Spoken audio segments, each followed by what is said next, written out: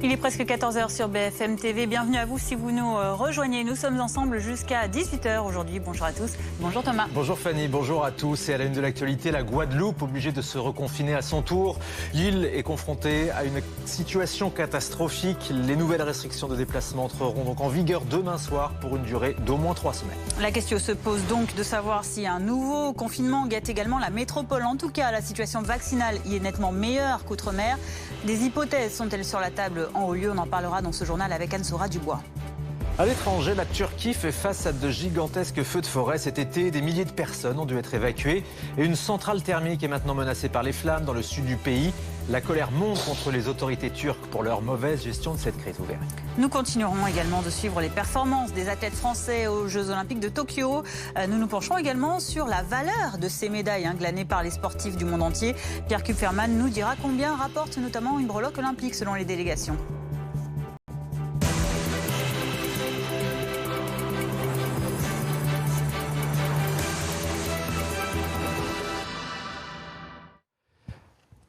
Après la Martinique et la Réunion, c'est donc la Guadeloupe qui est obligée de se reconfiner. Les nouvelles restrictions entreront en vigueur demain à 20 h heure locale pour une durée de 3 semaines. Et comme la Martinique, la Guadeloupe elle aussi fait face à une hausse fulgurante des cas de Covid et craint la saturation de ses centres hospitaliers. Le point sur la situation avec Blandine Dalena. Le couvre-feu instauré le week-end dernier ne suffira pas selon les autorités locales. C'est pourquoi, à partir de demain, 20 h, les restrictions de déplacement feront leur retour en Guadeloupe. La limite est fixée à 10 km autour de chez soi. Seulement un motif impérieux permettra d'y déroger, ainsi qu'une attestation.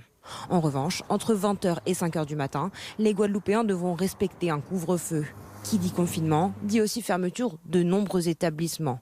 Si les commerces restent ouverts et les restaurants uniquement le midi, les bars, gymnases, stades et piscines devront fermer leurs portes. Les mesures sont strictes car la situation est catastrophique selon les autorités de l'île. Le taux d'incidence a dépassé les 828 cas pour 100 000 habitants, selon le préfet.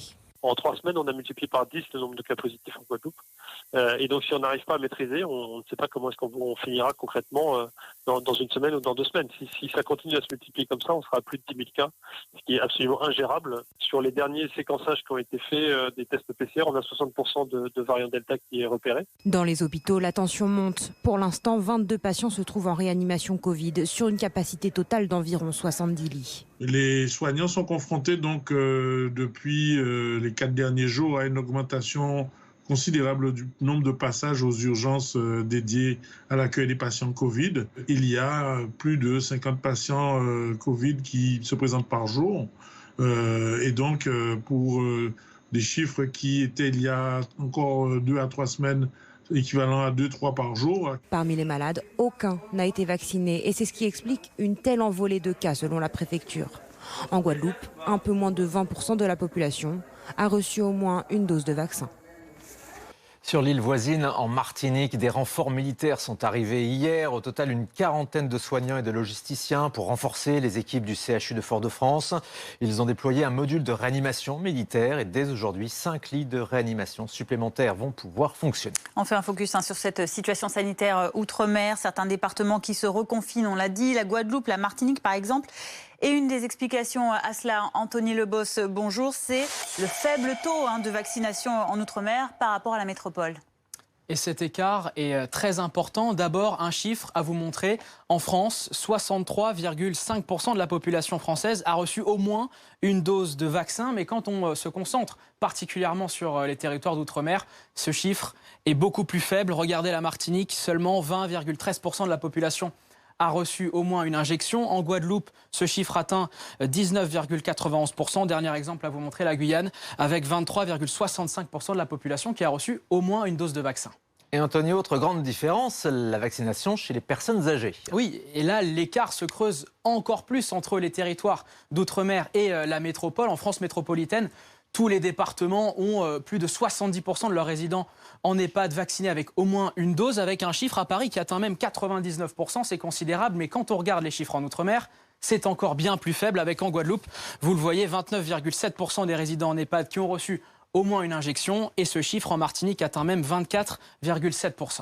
Et il faut ajouter à cela, dans ces territoires d'outre-mer, de forts taux en ce moment de cas, des flambées de cas. Absolument, avec ce taux d'incidence qui a triplé en moins d'un mois en Guadeloupe. Le taux d'incidence qui atteint désormais en Guadeloupe 750 cas pour 100 000 habitants. En Martinique, c'est encore plus élevé avec 1068 cas pour 100 000 habitants, alors que le taux d'incidence moyen en France atteint, vous le voyez, 225 cas pour 100 000 habitants. Alors augmentation de cas qui entraîne forcément une augmentation des hospitalisations. Un petit point sur les chiffres de l'épidémie. En Martinique, vous le voyez, 198 personnes hospitalisées, 37 en réanimation. En Guadeloupe, 148 personnes hospitalisées, 23 en réanimation.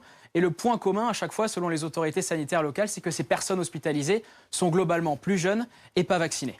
Et face à cette flambée des cas, le reconfinement de ces territoires paraît la solution la plus adaptée, Anthony. Oui, c'est un petit peu l'unique solution parce que les territoires d'outre-mer résistent moins bien à la pression hospitalière qu'en métropole, que la France métropolitaine. Parce que d'abord, par exemple, la Guadeloupe ou la Martinique ont besoin de lits, ils sont en manque de personnel aussi parce que les transferts de patients sont plus compliqués à réaliser qu'au sein de la métropole. Les trajets en avion de l'outre-mer vers la métropole sont plus longs et plus contraignants.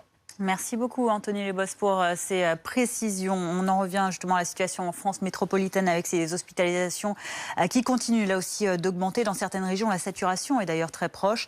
Mais la vaccination devrait tout de même permettre d'éviter le reconfinement. On fait le point avec Jules Boiteau. Avec la diffusion massive du variant Delta, 7840 malades du Covid sont actuellement hospitalisés en France. Dans l'hôpital Saint-André à Bordeaux, sur 14 lits de réanimation disponibles, 6 sont occupés par des patients Covid. Ici, la 4e vague est une réalité depuis quelques semaines, avec des patients âgés de 28 à 50 ans. Avec vraiment un profil de patients très jeunes qui nous a surpris.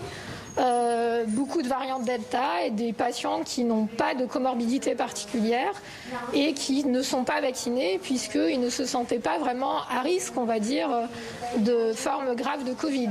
Même constat à Marseille où le nombre d'appels au SAMU explose. On voit aussi dans le sud, en particulier dans les Bouches-du-Rhône, une augmentation très rapide des admissions en réanimation et à l'hôpital depuis une dizaine de jours. Pour le moment, les hôpitaux ne sont pas encore saturés, mais pour certains médecins, ils doivent s'y préparer. Il faut d'une part diminuer le nombre de patients et d'autre part augmenter les capacités de réponse. Et au niveau des ressources, soit des renforts en personnel, ce qui est très compliqué dans la situation actuelle, soit des transferts de patients vers des régions qui sont moins impactées actuellement. Selon Covid Tracker, le nombre d'admissions quotidiennes en soins critiques en France a augmenté de 82% en une semaine. Alors pour éviter la saturation des hôpitaux, la vaccination reste la clé. Selon les derniers chiffres de Santé publique France, près de 35,5 millions de Français sont désormais entièrement vaccinés et 42,5 millions ont reçu au moins une dose. Car on vous rappelle l'objectif du gouvernement, ce sont bien 50 millions de Français qui doivent être vaccinés à la fin de ce mois d'août. On va retrouver tout de suite Justine Fontaine. Vous êtes dans un centre de vaccination du 10e arrondissement de Paris. Justine, dans ce centre, est-ce qu'on arrive à maintenir le rythme pour atteindre cet objectif ? Oui, le rythme ici est toujours soutenu malgré le fait qu'on soit en plein été. Vous le voyez derrière moi, les premiers patients de l'après-midi viennent d'arriver. Depuis ce matin, le centre ne désemplit pas. 1100 injections quotidiennement. C'est quasiment la capacité maximale de ce centre. Alors les patients que nous avons rencontrés ce matin, ceux qui viennent se faire vacciner, ils nous expliquent que c'est principalement à cause du pass sanitaire. Je vous propose justement d'en écouter certains d'entre eux. Ils étaient au micro de Marvin Guglielminetti. Je me suis retrouvée dans l'obligation de pouvoir me vacciner avant de pouvoir effectuer mon voyage. Je pensais le faire un peu plus tard et là c'est juste qu'en septembre, si on veut reprendre une vie normale, avoir des activités sportives, aller au musée, au cinéma, dans des restaurants, on est bien obligé, donc c'est pour ça que je le fais. Là. C'était la bonne chose que je voulais faire juste avant de partir en vacances, du coup, parce que, étant donné que toutes les activités, on aura besoin du pass sanitaire, du coup, c'était forcément l'occasion de le faire maintenant. Alors l'autre interrogation en plein été, c'est est-ce qu'il y a assez de personnel soignant pour justement assurer cette vaccination? Alors ici, oui, il y a justement beaucoup de personnes volontaires. La directrice du centre me disait recevoir chaque jour des dizaines de candidatures d'internes en médecine, d'infirmiers, d'infirmières qui souhaitent se rendre disponibles pour venir effectuer des vacations pour la vaccination. Justine Fontaine en direct du 10e arrondissement de Paris avec Arnaud Pétier. Et pendant ce temps, Emmanuel Macron continue ses séances de questions-réponses sur les réseaux sociaux pour lever les inquiétudes sur la vaccination. Le président de la République a publié une nouvelle vidéo sur son compte Instagram. Une vidéo dans laquelle il répond cette fois-ci aux interrogations des Français, des internautes sur la fabrication rapide du vaccin et sur la technologie de l'ARN messager. Écoutez. Alors je vais être clair, le vaccin d'abord c'est français, c'est Louis Pasteur, ça fait un petit moment. Ensuite, grâce au vaccin, nous nous sommes débarrassés de plusieurs maladies. La variole depuis 1980, la poliomyélite et beaucoup d'autres. Et je vous rappelle que depuis 2018, 11 vaccins sont obligatoires pour nos enfants. Ensuite, l'ARN messager, à nouveau, découverte française et qui n'est pas d'hier, c'est de 1961. Ça fait donc 50 ans que les scientifiques du monde entier travaillent sur cette technologie pour lutter contre les cancers, contre les virus. Et il faut se féliciter que l'humanité ait réussi un exploit lors de ce Covid-19. Développer en un temps record, c'est-à-dire en moins d'une année, un vaccin grâce à cette technologie qu'on connaît depuis 50 ans. Parce qu'on a investi massivement, parce que des scientifiques ont fait un travail formidable. Voilà la réalité des choses et la vérité. Le vaccin sauve des vies. Et pour inciter encore à la vaccination, le pass sanitaire entrera en vigueur lundi prochain, sous réserve de sa validation par le Conseil constitutionnel. Les sages se prononceront jeudi. Et en attendant, les restaurateurs se préparent d'ores et déjà à devoir contrôler leurs clients à partir de lundi. À La Roche-sur-Yon, en Vendée, un appel a été lancé aux retraités de la région pour leur donner un coup de main. Vous allez voir, il y a un certain nombre de volontaires. Reportage de Cyprien Pézéril. C'est en lisant son journal que Nicole, 68 ans, a découvert l'appel aux retraités pour contrôler les passes sanitaires. J'ai pas hésité une seconde, non. J'ai tout de suite été partante pour aider. Dès la semaine prochaine, elle ira donc bénévolement sur son temps libre donner un coup de main à l'entrée de restaurants et de cafés à La Roche-sur-Yon. C'est tout à fait gratifiant. Je peux rendre service, je sers à quelque chose. C'est important quand même de donner un peu de temps et de disponibilité. Une aide qui soulage Édouard, le patron du café de la Poste. Bonjour. C'est avec un grand plaisir qu'on vous accueille. Il a déjà du mal à trouver des bras pour servir ses 70 couverts chaque midi. Et même s'il arrivait à recruter, pour lui, il serait difficile de payer un salarié uniquement pour vérifier les passes. Condamner une personne à l'entrée de l'établissement, sachant qu'on a du mal à recruter, c'est quasiment impossible aujourd'hui. On ne sait pas comment on va le faire. Il faudrait une personne supplémentaire. Et on n'a pas les moyens d'augmenter nos menus de 2 ou 3 euros pour pouvoir payer quelqu'un en plus. Et en Vendée, ce sont déjà une trentaine de retraités qui ont proposé leur service à des restaurateurs. Un été assez maussade en France, vous l'avez sans doute remarqué, surtout si vous êtes en vacances. Mais en Grèce, l'été est caniculaire. Le pays est même frappé par la pire canicule depuis 30 ans, avec des températures qui atteignent 45 degrés. Ouais, le pic de chaleur poursuit. Sa route aujourd'hui encore à Athènes. Le thermomètre dépasse les 40 degrés cet après-midi. Le site de l'Acropolis est fermé au public pour éviter notamment des malaises. De nombreux incendies se sont d'ailleurs déclenchés depuis ce week-end, notamment sur l'île de Rhodes. Et la Turquie est également touchée par cette vague de chaleur et par des incendies. 130 feux de forêt se sont déclarés ces derniers jours, faisant 8 morts. Des milliers d'habitants ont dû être évacués. Et dans le sud, les flammes se rapprochent dangereusement d'une centrale thermique. Le gouvernement turc est la cible de toutes les critiques pour sa mauvaise gestion de la crise. Pierre Barbin.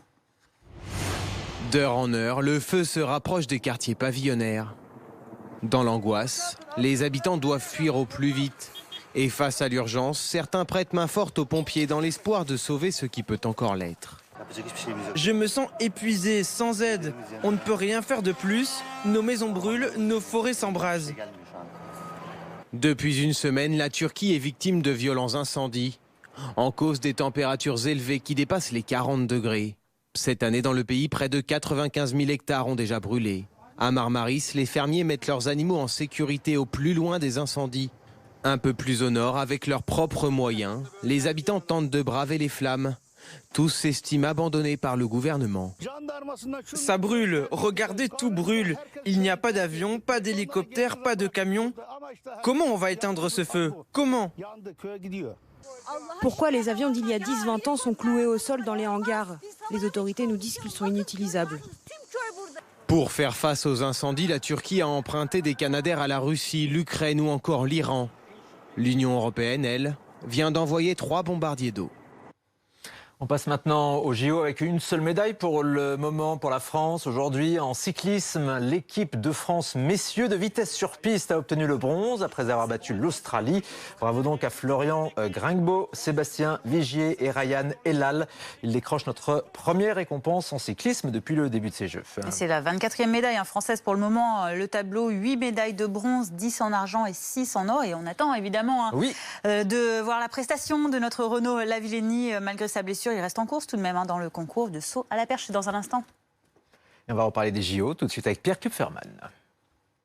Votre programme avec les agences de papa. Vendez, achetez ou louez votre bien au juste prix. Les agences de papa révolutionnent l'immobilier.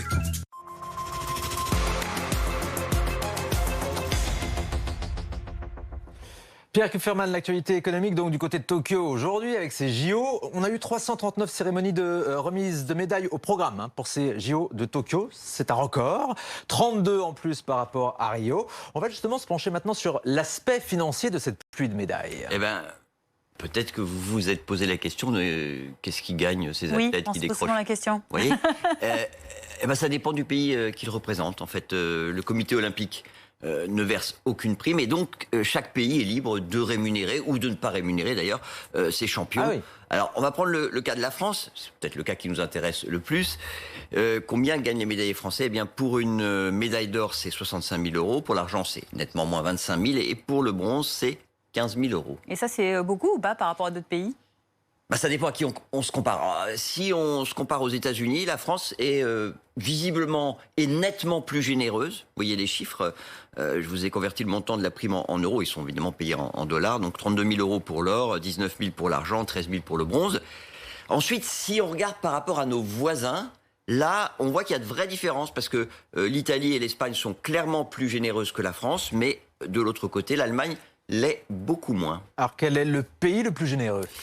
Eh ben, c'est Singapour. Vous allez voir, c'est assez phénoménal. 627 000 € pour l'or. Ah oui, quand même. 313 000 € pour l'argent, 241 000 € pour le bronze. Bon, en même temps, depuis que ce petit pays participe aux Jeux Olympiques, c'est-à-dire depuis 1948, ces athlètes n'ont remporté que 5 médailles. Donc, vous voyez, c'est relatif. Et puis, d'ailleurs, d'une façon générale, on peut dire que moins un pays a de chances de remporter des médailles, plus il est généreux avec ses champions olympiques. On peut, par exemple, citer l'Estonie, qui fait partie des nations les plus généreuses dans l'Union européenne, puisqu'elle offre une prime à vie à ses athlètes qui décrochent l'or. C'est 4 600 € par an. Alors, si ça dure un peu, si on a sa médaille à 20 ans, qu'on vit très longtemps, ça finit par faire une somme. Alors, est-ce qu'à l'inverse, il y a des pays beaucoup moins généreux qui, par exemple, ne verseraient aucune prime à leur médaille olympique? Oui, vous avez 2 pays où les athlètes, et c'est 2 grands pays, où les athlètes reviennent juste avec leur médaille, c'est déjà pas mal, vous me direz.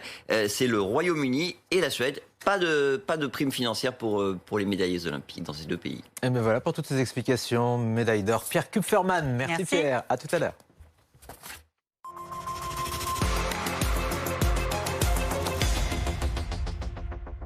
C'était votre programme avec les agences de papa. Vendez, achetez ou louez votre bien au juste prix. Les agences de papa révolutionnent l'immobilier. Si vous n'avez pas encore mangé, tout de suite, ma recette avec un chef. Retrouvez votre chronique avec maxoutil.com.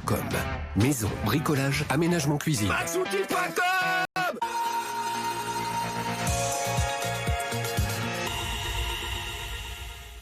Et aujourd'hui, c'est Julien Mielcarec qui s'y colle. Il passe derrière les fourneaux dans les cuisines du Georges V à Paris, rien que ça, pour une recette à base de choux et d'avocats.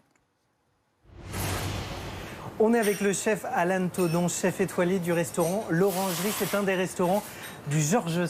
Alan, pour une recette typique d'été, fraîcheur, un feuille à feuille, chou avocat. Pas un millefeuille, j'ai pas le droit de dire millefeuille. Exactement. Tu as déjà fait des avocats? Bien sûr. Ok, allez. À toi. Donc tu vas me les couper en 2. Donc on a nos 2 avocats. Donc là on a nos 2 avocats. Tu vas me les brûler au chalumeau et après on va les poser sur le barbecue. Ouais. Voilà. Moi pendant ce temps, toi, je vais déshabiller le chou. Donc je vais prendre feuille par feuille. Hop. Donc là on le met soit sur le barbecue ou la plancha bien chaude en fait. Et quand tu mets sur la plancha, toi tu mets un petit pois. D'accord. Et maintenant, bah ça y est, on va pouvoir commencer le montage. Ok. Ah ouais, hyper rapide. Ah ouais, je t'avais dit que c'était très rapide. Donc là, bah tu vois, t'es sur ton film et là on va poser nos petites feuilles. un tout petit peu de notre huile, la fameuse huile fumée. Et là, on va commencer à poser l'avocat. Voilà, tout simplement, on les aligne. Voilà. Et là, maintenant... La deuxième couche. La deuxième couche. Tu veux le faire? Ouais. Allez, à toi. Donc là, je repose sur... On remet un petit peu de sel avant. Un petit peu de sel sur l'avocat. Et donc là, là, tu je les repose comme et ça. tu essayes de tenir la ligne, quoi. Donc là, ce que tu fais, c'est pour ça que j'ai laissé pendre tout à l'heure le film. Tu vois, le bout de film qu'on a laissé laissé pendre. Et là, tu as vu, je monte un tout petit peu juste pour créer un arrondi. Ok, hop. Et là, je ferme. Là, je vais passer mes pouces derrière, mes mains. Et là, je vais tourner encore. Hop, et ça, on le met au frigo. Ok. Pour enlever le film sans tout casser. Tu prends une petite pince à épiler, tu vois. Et tu vas en douceur. Hein. De toute façon, il n'y a pas de secret. Regarde, t'as vu? Et là, le film part. Et voilà. T'as vu? Un peu d'huile fumée, un petit peu de moutarde et un peu de miel. Un petit point là, un petit point là. Toi, tu vises un peu dans les trous, tu t'amuses. D'accord. Et là, c'est bon. Et là, c'est terminé. Maintenant, t'as plus qu'à goûter. Ce qui est incroyable, c'est que tout fond en fait. Ouais, exactement. Ouais. Hyper bon et je confirme, c'est parfait pour l'été. Je t'avais dit. Hein.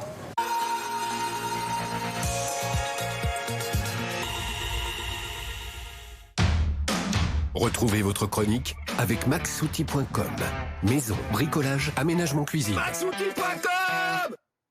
Il est 14h19, vous regardez BFM TV, le pass sanitaire J-6 avant son entrée en vigueur, sous réserve de l'aval du Conseil constitutionnel qui rendra sa décision jeudi. Et dans un instant, on verra que certains restaurants l'appliquent déjà à titre d'expérimentation.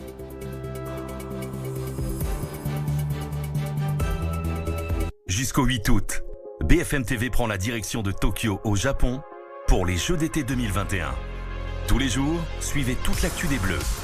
Nos plus belles chances de médailles et tous les résultats. Les Jeux d'été 2021 à Tokyo. À suivre jusqu'au 8 août sur BFM TV.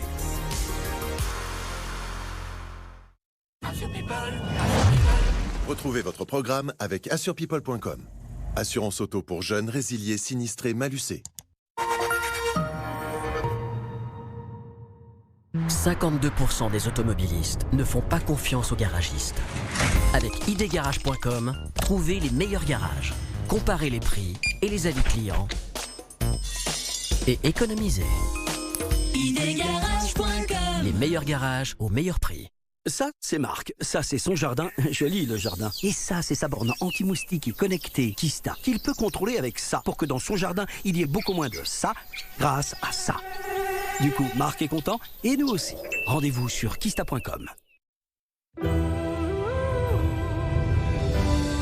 Découvrez l'alliance parfaite. Les arômes incomparables d'un café fraîchement moulu. Capturé par la technologie L'Or Aromalock. Pour un plaisir intense. L'Or, sans doute le meilleur café du monde. Bonjour, je m'appelle Stéphane, j'ai 55 ans et je vais attaquer aujourd'hui le programme Comme j'aime. Ça, c'était moi il y a 6 mois, avec 15 kilos en plus et 27 cm de tour de taille en plus. Alors, il n'y a pas photo? Je le vois bien dans la vie de tous les jours, ça a changé. Physiquement, ça a changé. Alors vous aussi, faites comme Stéphane. Rendez-vous tout de suite sur commej'aime.fr pour savoir si vous êtes en situation de surpoids ou d'obésité. Ou appelez le 0800 534 534. commej'aime.fr. Combien vaut votre voiture? Chez vendezvotrevoiture.fr, vous recevez votre prix garanti. Entièrement en ligne, entièrement gratuit. Déposez simplement votre voiture dans n'importe quelle agence vendezvotrevoiture.fr et recevez votre offre maintenant sur www.vendezvotrevoiture.fr. Chez Cabaya, on sait que vous n'êtes pas des moutons. Bah oui, vous êtes unique. Alors on a créé des sacs à dos qui vous ressemblent, qui s'adaptent à vos envies et qui durent toute la vie. Avec Cabaya, soyez libre d'être vous. Alors à tout de suite sur cabaya.fr. Vous voyez une différence entre ces deux voitures? Celle de droite a été achetée beaucoup moins cher sur Internet. Et oui, sur aramisauto.com, vous avez jusqu'à moins 30% sur votre voiture neuve. Et on vous la livre à domicile sans supplément. Aramis Auto. Vous faisiez comment pour acheter une voiture avant? Emma, le matelas pour tous. Essayez-le pendant 100 nuits, livraison et retour gratuit. Dormez mieux, dormez heureux. Emma.fr.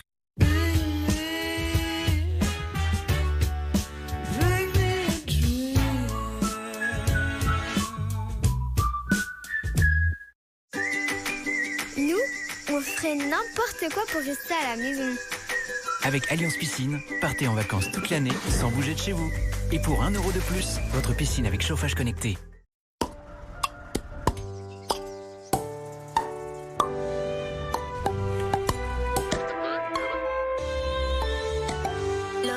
la limonade qui fait pétiller les Français. T'as l'air prête pour les vacances? Ouais, je sors de chez Profil Plus. T'as fait les pneus et les freins? Bah oui, c'est pas tout, il y a aussi la vidange. Et pour moi, c'est maintenant. Profites-en bien. Attention, ça démarre. Profil Plus, bien plus que des pneus.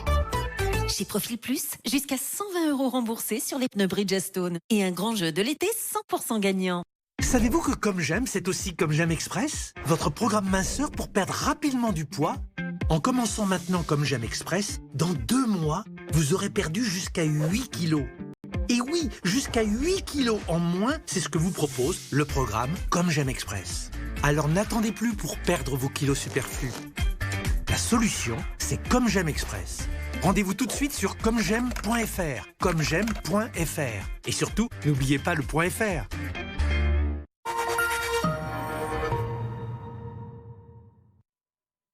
Votre programme avec Magnolia.fr. Changez votre assurance de prêt et économisez sur Magnolia.fr, comparateur en assurance de prêt immobilier.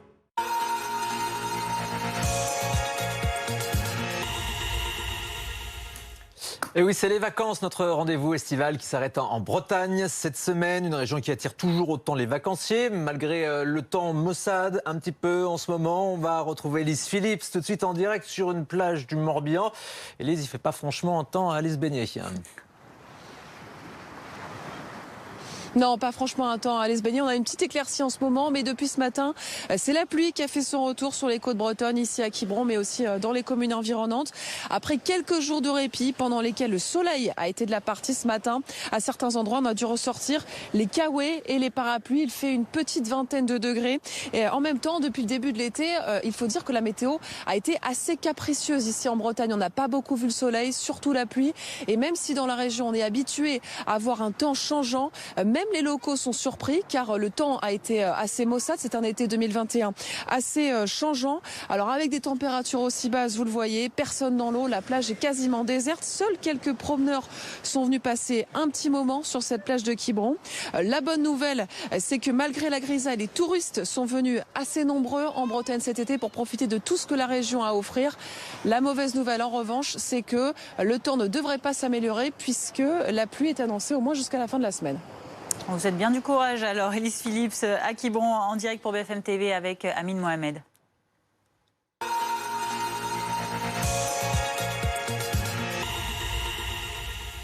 Vous avez regardé votre programme avec Magnolia.fr. Changez votre assurance de prêt et économisez sur Magnolia.fr, comparateur en assurance de prêt immobilier.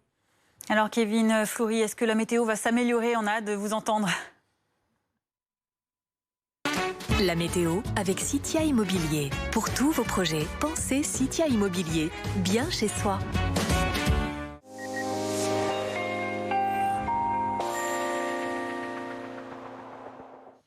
Et les perturbations, malheureusement, sont encore très nombreuses à attendre leur tour près de la France, côté Atlantique, pour rentrer sur le pays et apporter donc des nuages et parfois de bonnes précipitations. Regardez en effet cette image satellite de la France ces dernières heures. Difficile de voir en effet les côtes, peut-être ici quand même entre la Corse et en effet les Alpes-Maritimes où l'on retrouve un temps plutôt dégagé, plutôt ensoleillé. Mais ce n'est qu'un début parce qu'une nouvelle perturbation arrive et elle va concerner une grande partie de la France pour les prochaines heures. Alors regardez la carte pour demain matin avec quasiment toutes les régions concernées par les nuages, par les précipitations. Une zone un petit peu plus active ici à surveiller, notamment entre les Pyrénées et la vallée du Rhône, avec des quantités de pluie à surveiller, notamment sur l'Aveyron ou encore la Lozère. Ça va se décaler progressivement dans le courant de la journée en direction des Alpes. Et puis attention au vent autour de la Méditerranée qui restera assez sensible. Il soufflera entre 50 et 60 km/h. Partout ailleurs, encore beaucoup de nuages. Ça pourrait s'améliorer un petit peu vers les Hauts-de-France. Alors la masse d'air, très timide encore, pas de surprise avec ce flux d'ouest.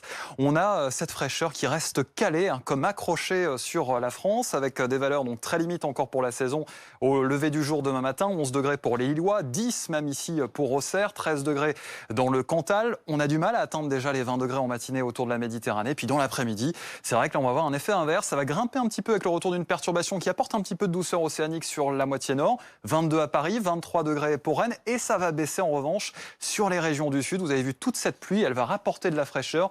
on n'aura pas plus de 24 degrés en effet mercredi autour de la mer Méditerranée. Alors pour la suite, nouvelle perturbation qui va faire son entrée par l'ouest de la France. Petite accalmie pour la journée de vendredi avec quand même encore de nombreux nuages. Et puis pour votre entrée en week-end, journée de samedi, journée de dimanche très perturbée. On peut aller voir quand même le début de la semaine prochaine qui s'annonce un peu rassurante avec le retour du soleil lundi qui devrait se confirmer pour tout le monde mardi avec une hausse des températures à prévoir aussi bien au nord que sur la moitié sud.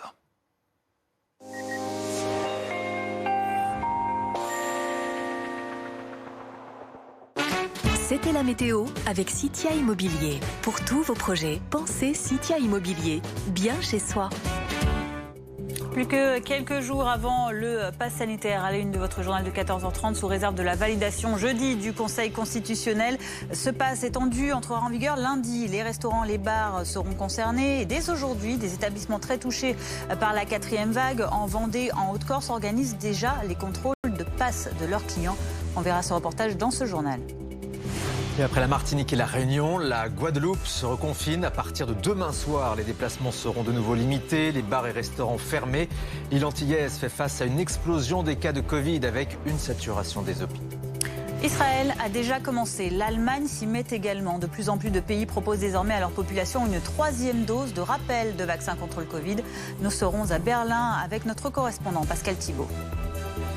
Il y a un an, le port de Beyrouth était ravagé par une terrible explosion. La catastrophe avait fait 214 morts et 6500 blessés. Un an après, vous verrez que la capitale libanaise est toujours traumatisée.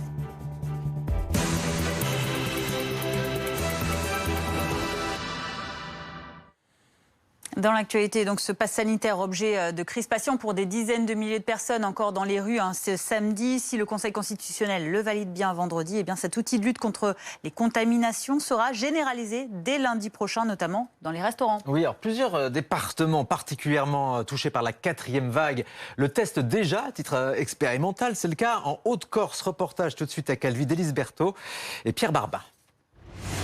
Pour prendre une boisson en terrasse ici, il faut d'abord montrer son pass sanitaire.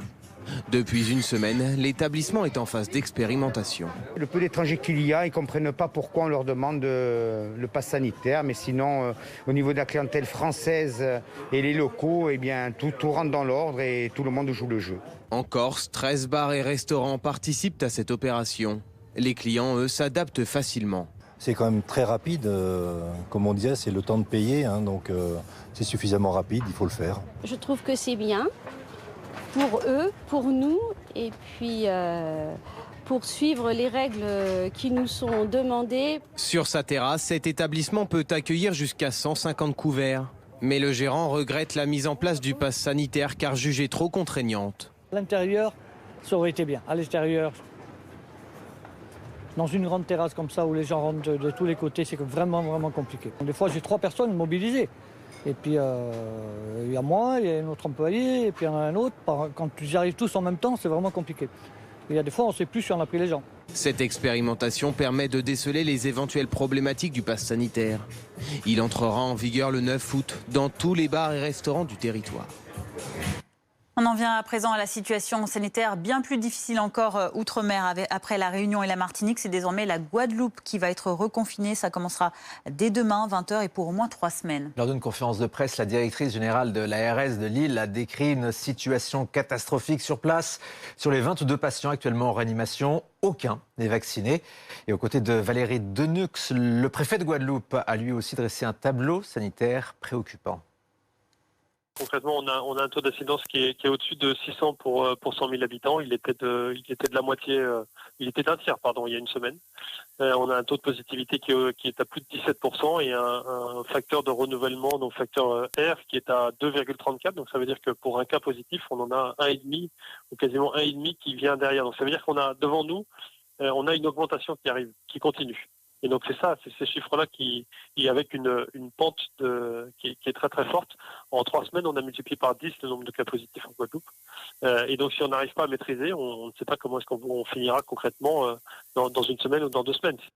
Et conséquence de ces chiffres, vous allez le voir, en plus du confinement, la préfecture décrète donc également un couvre-feu avancé à 20h, des restrictions de déplacement avec attestation dérogatoire ou encore la fermeture des bars et des salles de sport. Bonjour Bruno Mergarban, merci d'être notre invité. Bonjour. Vous êtes le chef du service de réanimation de l'hôpital Lariboisière à Paris. Cette situation en Outre-mer, elle a eu pour conséquence par exemple l'évacuation de Martinique de 3 patients de réanimation vers des hôpitaux d'Île-de-France. Est-ce que cette situation est amenée à s'étendre à ces autres îles, à la Guadeloupe notamment, et dans d'autres hôpitaux de la métropole? Oui, tout à fait, c'est possible. Effectivement, la situation sanitaire dans les territoires outre-mer est assez inquiétante. Malheureusement, le capacitaire est limité. Ce sont des îles. La progression de l'épidémie se poursuit de façon importante et donc il faut imaginer, au vu du pourcentage de vaccination très faible de la population, qu'un nombre très important de patients sera amené à être pris en charge à l'hôpital. Donc aujourd'hui, ces hôpitaux, on va dire, parviennent évidemment à prendre en charge les patients qui se présentent. Néanmoins, il faut libérer des lits très rapidement pour pouvoir prendre en charge de nouveaux patients. Et donc l'une des solutions envisagées, effectivement, c'est le transfert sanitaire par avion vers Paris. Un programme est envisagé cette semaine à nouveau pour pouvoir libérer des lits en Martinique. Vous êtes concerné, vous, directement, à Lariboisière ? Oui, tout à fait. Alors nous sommes concernés par le deuxième programme, donc nous attendons des consignes plus exactes. Les 3 premiers patients ont été transférés dans des hôpitaux plus grands de l'assistance publique. Donc les prochains patients viendront dans les autres hôpitaux, notamment Lariboisière. La grande différence entre la métropole et les territoires d'outre-mer, c'est bien sûr le taux de vaccination. Ce qui nous protège ici, en métropole, d'un reconfinement, selon vous ? Oui, très clairement, on voit que la vaccination permet une certaine dissociation entre la progression des contaminations et la progression des cas venant à l'hôpital et donc la pression sur les services de réanimation. En Île-de-France, par exemple, la situation est beaucoup plus calme évidemment que sur le littoral car l'épidémie continue à avancer dans le littoral, mais malgré ça, avec des chiffres, on va dire, d'incidence de nouveaux cas de contamination, on va dire pas très loin de ceux de la Guadeloupe par exemple, eh bien on a un hôpital beaucoup plus serein que là-bas, où effectivement il y a une menace immédiate sur la possibilité de prendre en charge tous les patients qui viendraient à l'hôpital. Bruno Mergarban, vous restez avec nous. Dans un instant, nous parlerons de l'éventualité d'une 3e dose de vaccin. On en vient avant ça à ces autres restrictions. On a parlé de la Guadeloupe. Le même type de restriction est appliqué en Martinique où le reconfinement est en place depuis vendredi. Et sur l'île, les touristes qui n'ont pas annulé leurs vacances doivent bien s'adapter. Les professionnels également. Angie Loata, Julie Rosaire avec Clément Gauvin. Des transats vides et une piscine désertée. Depuis l'annonce d'un nouveau confinement pour une durée d'au moins 3 semaines, de nombreux touristes ont décidé d'annuler leur venue sur l'île. Cet hôtel a perdu 10% de sa clientèle du mois en seulement quelques jours. Le midi, souvent, et surtout au mois d'août, cet espace est plein de convives qui déjeunent autour de la piscine. Depuis les dernières annonces du préfet la semaine dernière, mercredi dernier, l'hôtel a commencé à se vider promptement déjà ce week-end. Mais pour les touristes encore présents, impossible de se déplacer à plus de 10 km de leur lieu de résidence. Pas question pour certains d'écourter leurs vacances. Beaucoup de gens nous ont envoyé des messages en disant « vous repartez ?» Et on a dit « non, on va rester ». On a l'avantage quand même de pouvoir graviter à 10 km alentour à vol d'oiseau, ce qui nous permet de descendre jusqu'au Diamant. On peut aller jusqu'à Fort-de-France. On arrive quand même à faire plusieurs plages différentes. S'adapter, c'est aussi le défi de cette agence d'excursion pour continuer son activité et ne pas perdre sa clientèle. Il n'y a plus du tout d'activité de sortie d'excursion en mer, ni avec le catamaran, ni avec le bateau à moteur. Donc on propose encore beaucoup d'activités nautiques, ceux qui peuvent encore se faire. Voilà, on est très limité quoi. Avec l'instauration d'un couvre-feu à 19h et la fermeture des bars et restaurants, cette glacerie ne connaît pas la forte affluence habituelle en pleine saison touristique. On s'ennuie un petit peu parce que là on fait du rangement, on fait du ménage, mais d'habitude il y a des clients sans cesse, ça s'arrête jamais, la queue elle est tout le temps au banc.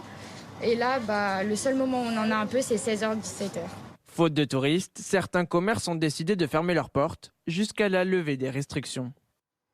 Voilà donc pour ces restrictions en Martinique, en Guadeloupe, à La Réunion, c'est reconfinement même dans ces territoires ultramarins. Et cette question, est-ce qu'on se dirige vers le même genre de contraintes en métropole? Anne-Sora Dubois du service politique de BFM TV est avec nous sur ce plateau. Est-ce que cette hypothèse d'un reconfinement est envisagée par les plus hautes sphères de l'État pour On va rassurer tout le monde et c'est vraiment dommage pour les Antilles, mais non, ce type de solution extrême n'est pas envisagé côté métropole. Oui, d'abord parce que les taux d'incidence ne sont quand même pas les mêmes. On prend par exemple les taux d'incidence en Martinique, 1068, donc c'est 1068 nouveaux cas pour 10 000 habitants par semaine. Par semaine. En Guadeloupe, c'est 750. Et donc, les seuls 2 départements en France où on a des taux d'incidence équivalents, c'est en Haute-Corse et dans les Alpes-Maritimes. Haute-Corse, c'est 847, Alpes-Maritimes, 746. L'énorme différence qu'il y a entre ces 2 types de départements, évidemment, c'est bien sûr la couverture vaccinale. Parce que quand on compare la vaccination en Martinique et en Guadeloupe, 20% de la population vaccinée première dose. En Haute-Corse et dans les Alpes-Maritimes, c'est 60%, même 67% de la population vaccinée dans les Alpes-Maritimes. Donc ça, c'est déjà la première donnée qui fait que l'exécutif n'envisage pas de transposer ce type de mesures côté métropole, parce qu'on considère qu'avec une telle couverture vaccinale, à un moment, l'emballement de l'épidémie va s'arrêter du fait de la baisse du nombre forcément de contaminations qui est due à la vaccination. La deuxième raison, c'est effectivement les transferts de patients, bien sûr. Bruno Megarman en parlait il y a un instant. Il faut comprendre que les transferts de patients depuis la Martinique ou la Guadeloupe, ce sont des transferts qui sont très longs, qui se font par avion. Il y en a pour 6-7 heures de trajet. Donc il faut forcément que ce soit des patients qui soient très stables. Donc ça veut dire évidemment que les patients les plus graves, on ne peut pas les transférer. La troisième raison, qui est un peu moins donnée par l'exécutif et qui est pourtant une réalité, c'est qu'évidemment les hôpitaux des Antilles sont moins dotés en termes de matériel, en termes de personnel soignant que certains hôpitaux de la métropole, des très grands CHU qu'on peut avoir dans des très grands pôles régionaux de métropole. Et enfin, la quatrième raison, c'est que concernant les Antilles, aujourd'hui, dans certains départements, le delta n'y est toujours pas majoritaire. Donc ça veut dire qu'on est toujours sur la première souche. Et ça veut dire qu'on craint évidemment qu'au moment où le delta va y progresser, et comme il y est déjà, il va progresser à un moment ou à un autre, on est vraiment un très gros emballement de l'épidémie dans ces départements ultramarins, ce qui n'est pas le cas effectivement en métropole, où pour le coup le delta est déjà majoritaire. Donc ça veut dire que côté métropole, on est préservé de ces décisions de reconfinement, comme ça peut être le cas, on vient de le dire, à La Réunion, en Martinique ou en Guadeloupe. En revanche, on n'est pas à l'abri effectivement si à un moment dans certains départements, comme je vous le dis par exemple en Haute-Corse, où on a dans les Alpes-Maritimes où le taux d'incidence repart vraiment à la hausse, on n'est pas à l'abri d'autres mesures qui existent depuis le début de l'épidémie, c'est-à-dire par exemple l'établissement de couvre-feu, l'interdiction de rassemblement, la baisse des jauges. Ça, c'est toujours possible et c'est laissé à la main des préfets.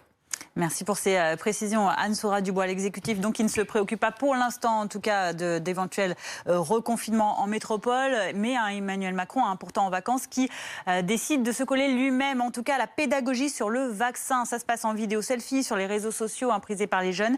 Des questions-réponses incarnées par un président devenu VRP de la vaccination. Un rappel de l'objectif, 50 millions de primo-vaccinés d'ici la fin du mois. Clément Gauvin. On me demande le vaccin. Finalement, on n'a pas assez de recul, il a été développé trop rapidement. Pour cette nouvelle vidéo, Emmanuel Macron continue de répondre aux questions des Français. Grâce au vaccin, nous nous sommes débarrassés de plusieurs maladies. Et je vous rappelle que depuis 2018, 11 vaccins sont obligatoires pour nos enfants. Avec un nouveau thème, l'ARN messager. Une technologie connue depuis 50 ans, suscitant pourtant défiance et peur chez de nombreuses personnes. Ça fait donc 50 ans que les scientifiques du monde entier travaillent sur cette technologie pour lutter contre les cancers, contre les virus. Et il faut se féliciter que l'humanité ait réussi un exploit lors de ce Covid-19. Publié sur ses comptes Instagram et TikTok, 2 réseaux sociaux prisés par les jeunes, cette 3e vidéo garde le même objectif, dissiper les doutes d'une population encore assez peu vaccinée. Il y a des jeunes en bonne santé qui se sont retrouvés à l'hôpital, aux urgences. Si vous ne le faites pas simplement pour vous, faites-le pour vos proches. Une façon pour le chef de l'État de s'adresser aux jeunes, mais également à leurs parents. Les jeunes vont avoir, dans la tranche 12-16 ans où ils ne peuvent pas décider eux-mêmes de la vaccination, il faut l'accord des parents, je pense qu'ils vont mettre une pression énorme sur les parents pour se faire vacciner. Une communication 2.0 à double tranchant pour répondre aux protestations de ces dernières semaines. Si le président, avec la parole qu'il a et l'aura pour certains, pas pour d'autres évidemment, mais l'aura pour certains, ça facilitera peut-être le discours que nous, médecins, essayons de faire passer depuis longtemps. Et ce n'est pas la première fois que le locataire de l'Élysée fait ce type de vidéo. L'été dernier, il s'était déjà adressé aux jeunes, notamment via l'application TikTok. Et ce sera peut-être une prochaine question à laquelle Emmanuel Macron devra répondre. Les personnes complètement vaccinées doivent-elles avoir une piqûre de rappel dans les prochaines semaines? Israël a déjà franchi ce pas et plus près de nous, l'Allemagne annonce également qu'elle va proposer ce rappel dès la rentrée. On retrouve immédiatement à Berlin notre correspondant Pascal Thibault. Pascal, quelles sont les dernières informations donc sur cette troisième dose? À qui s'adressera-t-elle? Alors cette troisième dose, elle sera proposée à partir du 1er septembre aux personnes les plus vulnérables, donc avant tout les personnes les plus âgées, mais aussi des personnes qui souffrent de maladies immunitaires qui pourraient les fragiliser si elles devaient être infectées malgré leur double vaccination déjà subie. Elles pourront, les personnes qui font partie de ces groupes, bénéficier de ce rappel si la deuxième vaccination remonte à au moins 6 mois. Et puis, autre précision, et ça sera une vaccination avec un vaccin Moderna ou BioNTech Pfizer, donc avec ARN messager. Et les personnes qui ont eu une vaccination uniquement avec AstraZeneca ou une vaccination avec une piqûre unique de Johnson & Johnson, ces personnes pourront aussi bénéficier de cette protection renforcée en quelque sorte, en bénéficiant elles aussi d'une troisième ou deuxième, ça dépend, vaccination avec un de ces vaccins à ARN messager. Donc tout cela à partir du 1er septembre dans les centres de vaccination ou chez les médecins de ville. Merci beaucoup Pascal Thibault pour ces dernières informations donc, concernant cette piqûre de rappel en Allemagne. Bruno Megarban, vous êtes toujours avec nous, chef du service de réanimation de l'hôpital Lariboisière à Paris. On s'en souvient, le 12 juillet dernier, dans son allocution, Emmanuel Macron avait évoqué cette troisième injection pour les Français qui auraient été vaccinés les plus tôt. C'est effectivement ce qu'il faut faire, suivre l'exemple de ces pays comme Israël ou l'Allemagne? Alors je dirais, pour le moment, les choses sont en discussion par les autorités sanitaires. Alors en fait, on a observé qu'avec le temps, il y avait une diminution des anticorps neutralisants chez les personnes les plus âgées. À l'inverse, une troisième dose faisait augmenter de façon très importante ces anticorps neutralisants. Alors, comme vous le savez, depuis maintenant quelques semaines, on observe des contaminations chez les personnes doublement vaccinées. Et une étude très récente publiée chez les soignants doublement vaccinés a montré que les personnes qui étaient contaminées parmi ces soignants avaient en fait des anticorps plus faibles que ceux qui n'étaient pas contaminés. D'ailleurs, il y avait une corrélation entre le niveau de baisse des anticorps et la charge virale avec laquelle ils étaient contaminés, donc évidemment leur potentiel de contamination. On voit bien effectivement qu'il va y avoir à un moment donné la nécessité de faire cette troisième dose, évidemment en commençant par les sujets les plus âgés, et puis très probablement, rapidement, par peut-être les autres personnes. Mais aujourd'hui, à nouveau, la priorité n'est pas à faire cette troisième dose, mais plutôt à compléter très rapidement la double vaccination. Très clairement, d'ici la rentrée ou peut-être à la fin de l'année, une troisième dose sera recommandée pour les personnes les plus âgées. Elle est d'ailleurs aujourd'hui en cours, évidemment, et recommandée pour les personnes immunodéprimées en France. Merci pour ces explications, Bruno Megarban. Je rappelle que vous êtes chef du service de réanimation à l'hôpital Lariboisière de Paris. On a bien compris donc l'intérêt de cette troisième dose qui est désormais en vigueur en Allemagne et on continuera. Ce sera à la rentrée en Allemagne. À la rentrée en Allemagne et on continuera évidemment de suivre le dossier de la crise sanitaire dans les prochaines minutes. On part maintenant au Liban. Souvenez-vous, le 4 août 2020, il y a quasiment un an jour pour jour, les habitants de Beyrouth étaient victimes d'une double explosion meurtrière dans le port de la ville. Un an, jour pour jour, demain, la capitale libanaise, vous allez le voir, emporte toujours les stigmates et la population, le traumatisme. David Kouloum, Laetitia Soudi. Un an après, les gravats ont laissé place aux échafaudages. Si certains immeubles sont toujours inhabitables, d'autres ont repris vie. Après des mois de travaux, le restaurant d'Aline a fait peau neuve. Alors ici, c'est comme le jardin d'hiver, c'était fermé et c'était la partie la plus dangereuse. On a eu 5 blessés ici.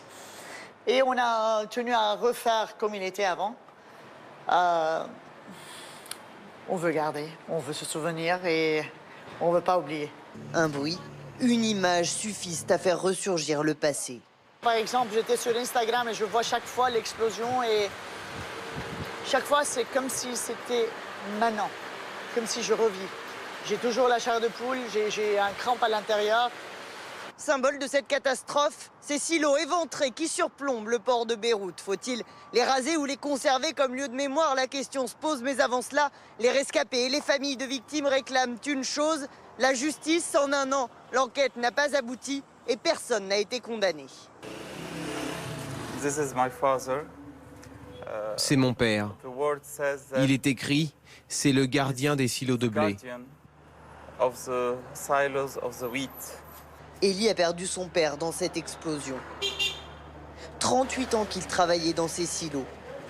Aujourd'hui, son fils attend toujours des réponses. À la télévision, il n'en peut plus de voir les hommes politiques se renvoyer la balle sans assumer. Mon père a travaillé pendant les guerres et les crises. Et il a été tué par son propre État, par ceux qui doivent normalement le protéger. Des familles ont même lancé un ultimatum aux autorités. Lever l'immunité de certains suspects avant demain, sous peine de représailles. Les incendies forages en Turquie, le sud du pays a notamment subi depuis plusieurs jours maintenant des feux de forêt très importants qui ont fait déjà 8 morts. Des milliers d'habitants continuent d'être évacués.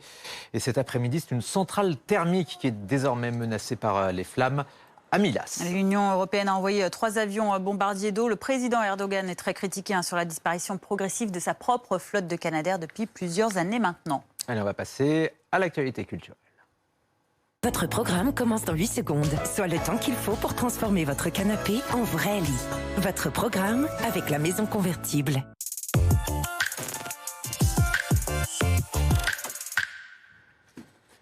Alors, les Jeux Olympiques de Tokyo, en ce moment, sont l'occasion de nous intéresser un petit peu à la culture japonaise, notamment, Fanny, à la bande dessinée. Ah oui, le pays des mangas, c'est le Japon, évidemment. Ils s'en vendent par millions. Des magasins entiers, d'ailleurs, leur sont consacrés, attirent les fans du monde entier. Reportage de nos envoyés spéciaux à Tokyo, Antoine Lard avec Audrey Allos. Il travaille devant son ordinateur 10 heures par jour en moyenne. Je finis un manga sur un groupe de rock. Keita Uehara est dessinateur de manga. Dessin, scénario, dialogue, il doit travailler vite. Les cadences sont infernales. Je travaille 6 à 7 jours par semaine. Les délais sont souvent serrés, mais j'adore ce métier car il me permet de transmettre des émotions aux gens. Un rythme effréné pour satisfaire l'appétit des lecteurs. Car au Japon, le manga est un pilier de la culture. Plus de 300 millions de mangas sont vendus chaque année au Japon. La production est industrielle et voici le magazine manga le plus vendu du pays. Il est épais comme un annuaire téléphonique, 500 pages de dessins au total et il en sort un comme ça chaque semaine. Dans ce magasin spécialisé, sur plusieurs étages, des kilomètres d'ouvrages sur les rayons. Ici, on vient chercher des livres anciens et rares. Certains passionnés sont prêts à débourser des fortunes. Celui-là coûte 6 000 €. C'est un manga dessiné il y a 60 ans par le créateur d'Albator. Le responsable du magasin explique que le manga touche toutes les générations. La production de manga est tellement importante que chacun peut trouver une histoire qui lui plaît. Et puis les lecteurs s'attachent aux personnages qui sont très travaillés. Un succès qui depuis longtemps a traversé les frontières. Cet étudiant arrive de France, des étoiles plein les yeux. Il y a un certain émerveillement de venir dans ce genre d'endroit. Il n'y a qu'ici, je pense, où on pourrait avoir toute la collection dans l'ordre et c'est un endroit assez exceptionnel ici. La France qui est devenue le 2e pays du manga, la moitié des BD vendus chez nous sont désormais japonaises.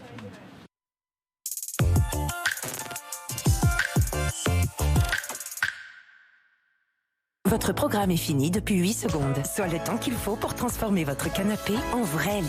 Votre programme avec la maison convertible. 14h51, la météo, Kevin Fleury. La météo avec Citia Immobilier. Pour tous vos projets, pensez Citia Immobilier, bien chez soi.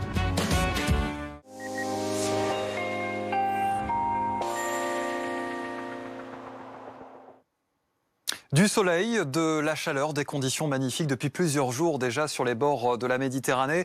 Les conditions météo vont radicalement changer dans les prochaines heures, y compris dans le sud-est de la France, en lien toujours avec ce flux d'ouest qui rapporte ces nuages, cette humidité, ces précipitations, parfois ces orages déjà depuis le début de la semaine sur une grande moitié nord de la France, déjà depuis plusieurs jours même sur une grande partie du pays, avec encore donc ce lot de précipitations qui est en train d'arriver en ce moment sur le pays. Alors pour les prochaines heures, pour demain matin, quasiment toute la France sous les pluies. Difficile de trouver en effet du soleil. Alors c'est vrai dans le nord-est, c'est vrai également pour la Corse, mais sous un voile nuageux. Et regardez donc ces précipitations intenses qui vont se mettre en place avec l'arrivée de cette nouvelle perturbation. Donc ici, entre les Pyrénées et la vallée du Rhône, attention, notamment pour l'Aveyron, la Lozère, avec des quantités de pluie assez importantes, peut-être 40 mm en l'espace de quelques heures. Dans l'après-midi, ces précipitations vont se décaler progressivement vers le sud-est, peut-être autour de quelques éclaircies, mais alors vraiment sur la partie littorale des Alpes-Maritimes. Et puis à l'arrière, encore beaucoup de nuages, de fréquents passages pluvieux sous forme d'averses et puis des éclaircies qui resteront quand même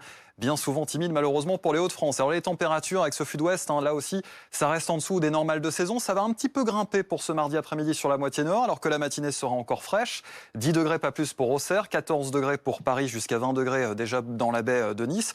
Et dans l'après-midi, c'est vrai qu'on va voir le thermomètre prendre 1 ou 2 degrés supplémentaires. Ça restera en dessous des normales sur la moitié nord, comme dans l'inter de la Bretagne, avec 23 degrés pour les Rennais, 18 seulement dans le Cantal et quand même 30 degrés. Oui, mais sur la partie sud de la Corse, on aura bien du mal à dépasser les 24-25 degrés autour de la Méditerranée, en lien avec ces pluies qui sont déjà de retour pour la journée suivante dans le nord-ouest de la France, sur les départements bretons, avec un vent qui va se lever et avec un vent également à surveiller autour de la Corse, y compris sur la montagne. Ça pourrait souffler en rafale jusqu'à une centaine de kilomètres/heure.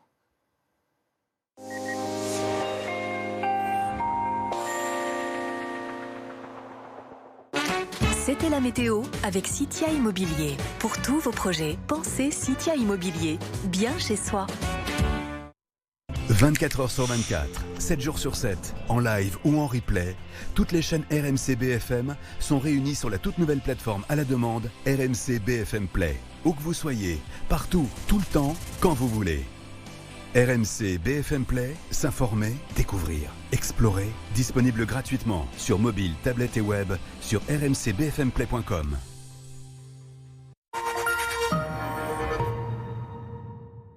Mes clients, ils ont enfin pu aller à la plage.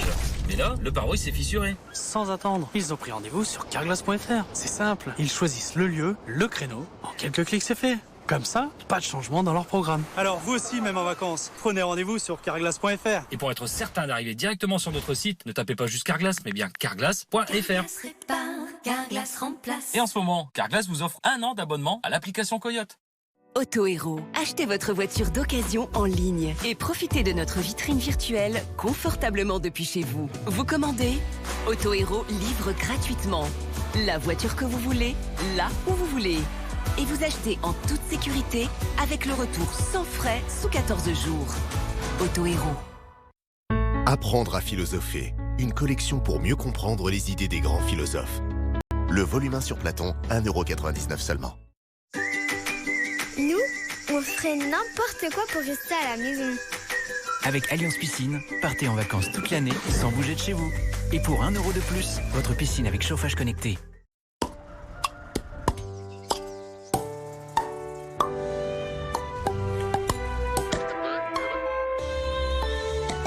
Lorina, la limonade qui fait pétiller les Français.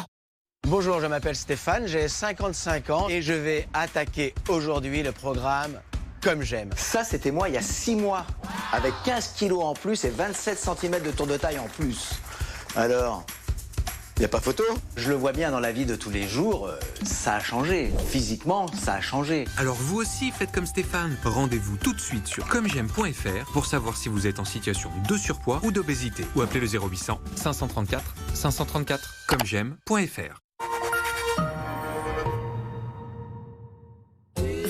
Votre vie, vos rêves, nous mettons tout ça dans votre cuisine Xina. L'offre Xina continue, jusqu'à 100% de la pause offerte. Oui à vos rêves. Strongest taste, loudest drop, head is fit, the thought unlocked. Strongest taste, loudest drop, head is fit, the thought unlocked. Strongest taste, loudest drop, head is fit. Donnons une seconde vie à nos téléphones avec le programme RE. Orange. Tout commence ici, avec un pot rempli de possibilités.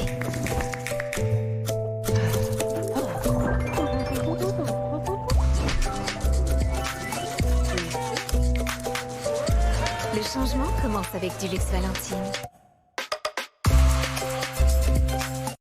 You could be me. Me? Actually, you could be better than me. You could empower more girls than me. Score more victories than me. You could be the me I was doing I could be. Naho, it's game time. Just imagine how far you can go. Because you don't need to be amazing to start, but you need to start to be amazing. Toyota, start your impossible.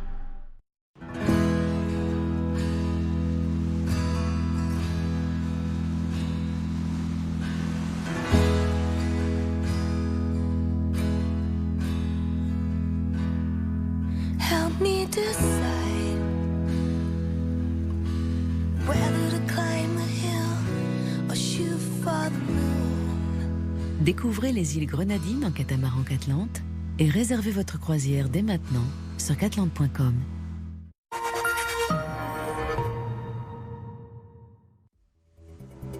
Il est pratiquement 15h, merci d'être avec nous sur BFM TV. À la une de l'actualité, la Guadeloupe obligée de se reconfiner à son tour. L'île est confrontée à une situation catastrophique selon les autorités sanitaires. Alors, de nouvelles restrictions vont entrer en vigueur demain soir pour une durée d'au moins 3 semaines. La question se pose donc de savoir si un nouveau confinement guette également la métropole. En tout cas, la situation sanitaire vaccinale en particulier y est nettement meilleure qu'outre-mer. Des hypothèses sont-elles sur la table en haut lieu? On en parle dans ce journal. La Turquie fait face à de gigantesques feux de forêt cet été. Des milliers de personnes ont déjà dû être évacuées. Une centrale thermique est maintenant menacée par les flammes dans le sud du pays. Et la colère monte contre les autorités turques pour leur mauvaise gestion de cette crise. Et puis nous continuerons de suivre évidemment les performances des athlètes français au JO aujourd'hui à Tokyo. Après la déception de Renaud Lavillenie à la perche qui repart malheureusement de Tokyo sans médaille. Nous serons en direct de Tokyo avec Maureen Lehou. Nous nous pencherons également sur la valeur de ces médailles glanées par les sportifs du monde entier.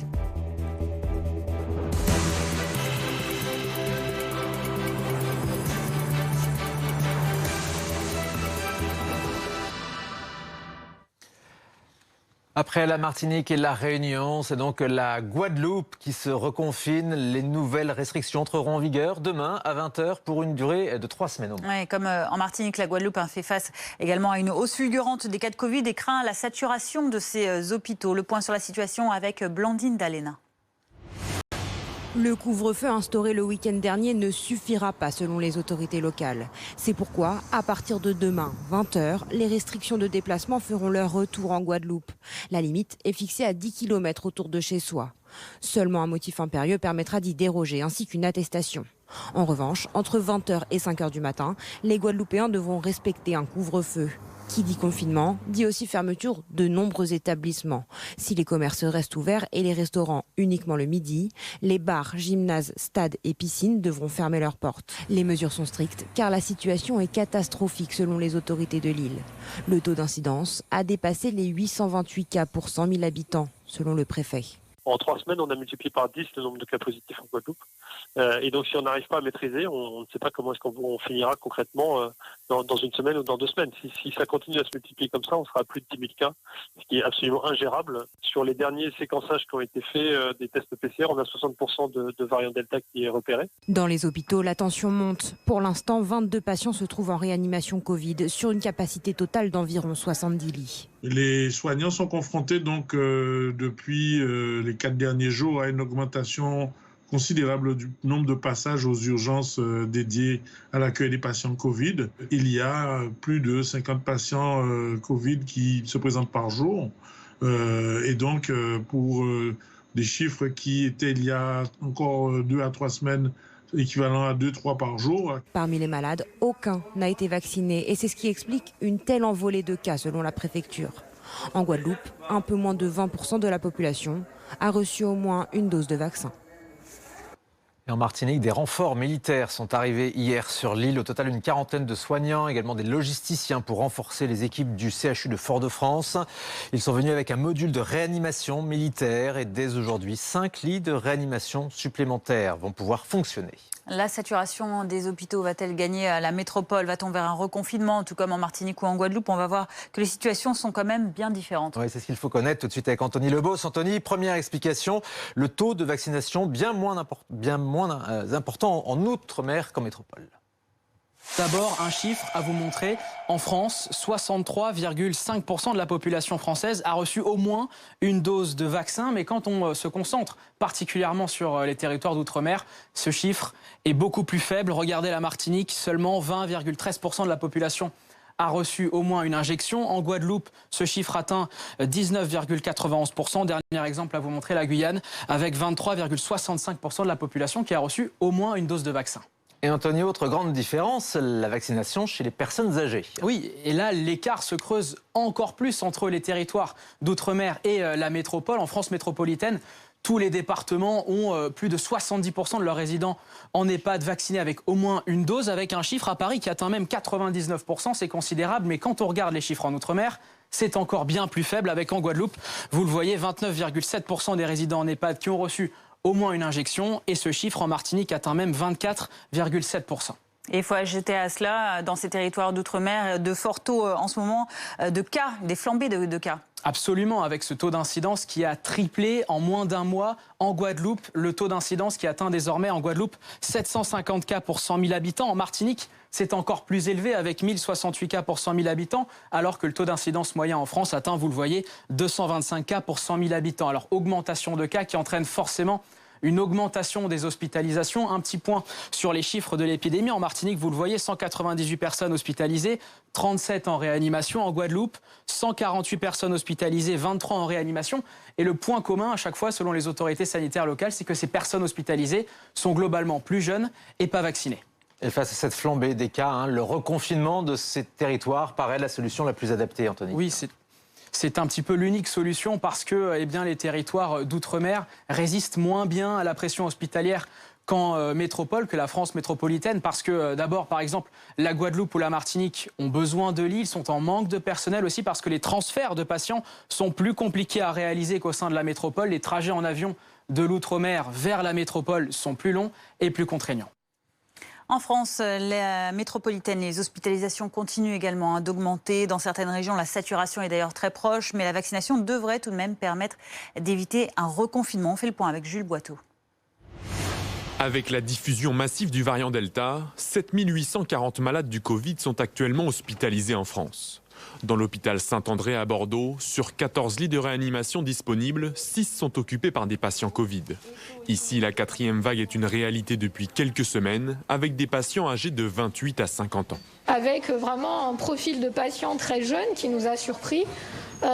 Beaucoup de variantes Delta et des patients qui n'ont pas de comorbidité particulière et qui ne sont pas vaccinés puisqu'ils ne se sentaient pas vraiment à risque, on va dire, de formes graves de Covid. Même constat à Marseille où le nombre d'appels au SAMU explose. On voit aussi dans le sud, en particulier dans les Bouches-du-Rhône, une augmentation très rapide des admissions en réanimation et à l'hôpital depuis une dizaine de jours. Pour le moment, les hôpitaux ne sont pas encore saturés, mais pour certains médecins, ils doivent s'y préparer. Il faut d'une part diminuer le nombre de patients et d'autre part augmenter les capacités de réponse. Et au niveau des ressources, soit des renforts en personnel, ce qui est très compliqué dans la situation actuelle, soit des transferts de patients vers des régions qui sont moins impactées actuellement. Selon Covid Tracker, le nombre d'admissions quotidiennes en soins critiques en France a augmenté de 82% en une semaine. Alors pour éviter la saturation des hôpitaux, la vaccination reste la clé. Selon les derniers chiffres de Santé publique France qu'on va découvrir, près de 35,5 millions de Français sont désormais entièrement vaccinés. 42 800 000 ont reçu au moins une dose. Et on rappelle l'objectif du gouvernement qui est toujours d'arriver à 50 millions de Français ayant reçu au moins une dose d'ici la fin du mois d'août. On va voir comment ça se passe dans ce centre de vaccination du 10e arrondissement de la capitale. Est-ce que le rythme y est suffisamment soutenu pour atteindre cet objectif ? Justine Fontaine est sur place pour BFM TV. Le rythme ici est toujours soutenu malgré le fait qu'on soit en plein été. Vous le voyez derrière moi, les premiers patients de l'après-midi viennent d'arriver. Depuis ce matin, le centre ne désemplit pas. 1100 injections quotidiennement. C'est quasiment la capacité maximale de ce centre. Alors les patients que nous avons rencontrés ce matin, ceux qui viennent se faire vacciner, ils nous expliquent que c'est principalement à cause du pass sanitaire. Je vous propose justement d'en écouter certains d'entre eux. Ils étaient au micro de Marvin Guglielminetti. Je me suis retrouvée dans l'obligation de pouvoir me vacciner avant de pouvoir effectuer mon voyage. Je pensais le faire un peu plus tard et là c'est juste que en septembre, si on veut reprendre une vie normale, avoir des activités sportives, aller au musée, au cinéma, dans des restaurants, on est bien obligé, donc c'est pour ça que je le fais. Là. C'était la bonne chose que je voulais faire juste avant de partir en vacances, du coup, parce que, étant donné que toutes les activités, on aura besoin du pass sanitaire, du coup, c'était forcément l'occasion de le faire maintenant. Alors l'autre interrogation en plein été, c'est est-ce qu'il y a assez de personnel soignant pour justement assurer cette vaccination? Alors ici, oui, il y a justement beaucoup de personnes volontaires. La directrice du centre me disait recevoir chaque jour des dizaines de candidatures d'internes en médecine, d'infirmiers, d'infirmières qui souhaitent se rendre disponibles pour venir effectuer des vacations pour la vaccination. Et pendant ce temps, Emmanuel Macron continue ses séances de questions-réponses sur les réseaux sociaux pour lever les inquiétudes sur la vaccination. Alors, le président de la République a publié une nouvelle vidéo ce matin sur Instagram. Ouais, une nouvelle vidéo dans laquelle, cette fois-ci, il répond aux interrogations à propos de la fabrication rapide de vaccins ou encore la technologie scientifique de l'ARN messager. Alors, je vais être clair, le vaccin, d'abord, c'est français, c'est Louis Pasteur. Ça fait un petit moment. Ensuite, grâce au vaccin, nous nous sommes débarrassés de plusieurs maladies. La variole depuis 1980, la poliomyélite et beaucoup d'autres. Et je vous rappelle que depuis 2018, 11 vaccins sont obligatoires pour nos enfants. Ensuite, l'ARN messager, à nouveau, découverte française et qui n'est pas d'hier, c'est de 1961. Ça fait donc 50 ans que les scientifiques du monde entier travaillent sur cette technologie pour lutter contre les cancers, contre les virus. Et il faut se féliciter que l'humanité ait réussi un exploit lors de ce Covid-19. Développer en un temps record, c'est-à-dire en moins d'une année, un vaccin grâce à cette technologie qu'on connaît depuis 50 ans. Parce qu'on a investi massivement, parce que des scientifiques ont fait un travail formidable. Voilà la réalité des choses et la vérité. Le vaccin sauve des vies. Emmanuel Macron a donc décidé d'utiliser les réseaux sociaux pour tenter de convaincre le public jeune, un moyen qu'a également utilisé Joe Biden aux États-Unis. Oui, il y a une différence près quand même. Le président américain, lui, ne se met pas lui-même en scène. On va vous retrouver, Pauline Simonet, en direct pour BFM TV à Washington. Pauline, Joe Biden, lui, fait plutôt appel à des influenceurs, des youtubeurs.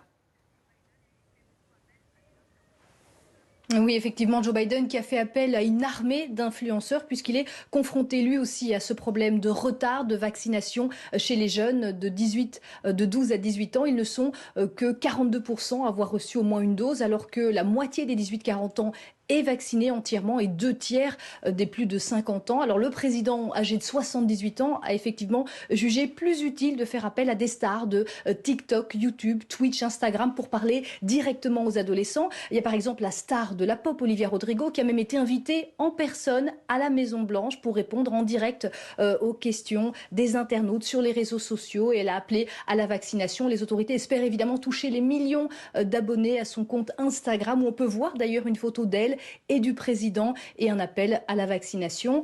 Autre star de TikTok suivie par plus de 10 millions de personnes, Ellie Zeiler, entre deux vidéos de mode. Elle a accepté à la demande du président des États-Unis de diffuser des messages pro-vaccin et elle intervient régulièrement aux côtés du fameux conseiller Covid du président Joe Biden, Anthony Fauci, et elle lui pose toutes les questions qui lui passent par la tête sur la vaccination. Vous voyez, il y a d'autres grandes stars des réseaux sociaux qui vont faire le même exercice. L'objectif de la Maison-Blanche, c'est vraiment d'exister face à la multitude de messages de désinformation anti-vaccin qui pullulent sur ces réseaux sociaux dont raffolent les jeunes adolescents.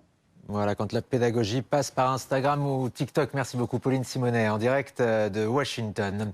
Alors en France, le pass sanitaire entrera en vigueur lundi prochain, là encore, pour inciter les Français à se faire vacciner. Il faut encore que le texte soit validé par le Conseil constitutionnel. Les sages se prononceront demain. Et ça concernera notamment les restaurateurs qui se préparent à certains endroits de la France à devoir contrôler leurs clients dès lundi prochain. À La Roche-sur-Yon, en Vendée, vous allez voir, ils prennent même un peu d'avance. Un appel a été lancé à des retraités de la région pour leur donner un petit coup de main. Reportage de Cyprien Pézeril.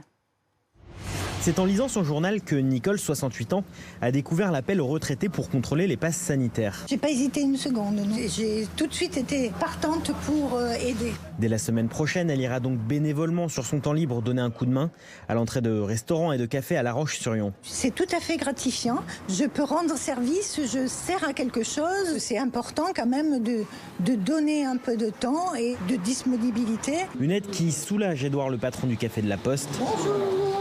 C'est avec un grand plaisir qu'on vous accueille. Il a déjà du mal à trouver des bras pour servir ses 70 couverts chaque midi. Et même s'il arrivait à recruter, pour lui, il serait difficile de payer un salarié uniquement pour vérifier les passes. Condamner une personne à l'entrée de l'établissement, sachant qu'on a du mal à recruter, c'est quasiment impossible aujourd'hui. On ne sait pas comment on va le faire. Il faudrait une personne supplémentaire. Et on n'a pas les moyens d'augmenter nos menus de 2 ou 3 euros pour pouvoir payer quelqu'un en plus. Et en Vendée, ce sont déjà une trentaine de retraités qui ont proposé leur service à des restaurateurs.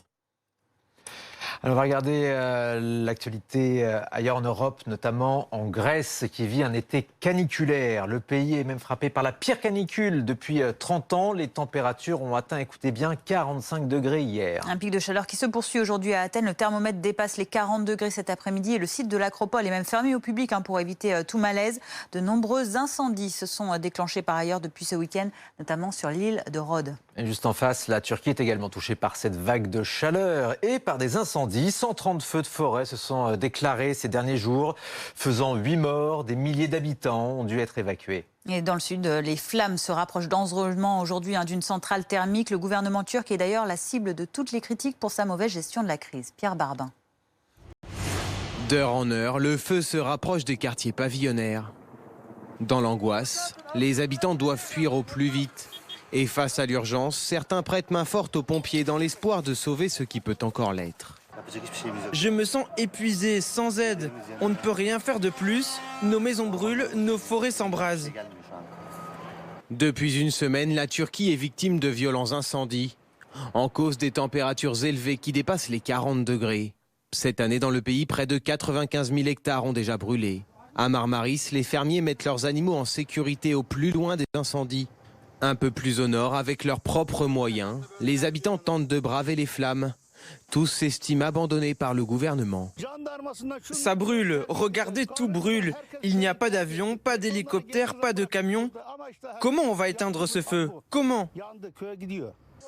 Pourquoi les avions d'il y a 10-20 ans sont cloués au sol dans les hangars? Les autorités nous disent qu'ils sont inutilisables. Pour faire face aux incendies, la Turquie a emprunté des Canadair à la Russie, l'Ukraine ou encore l'Iran.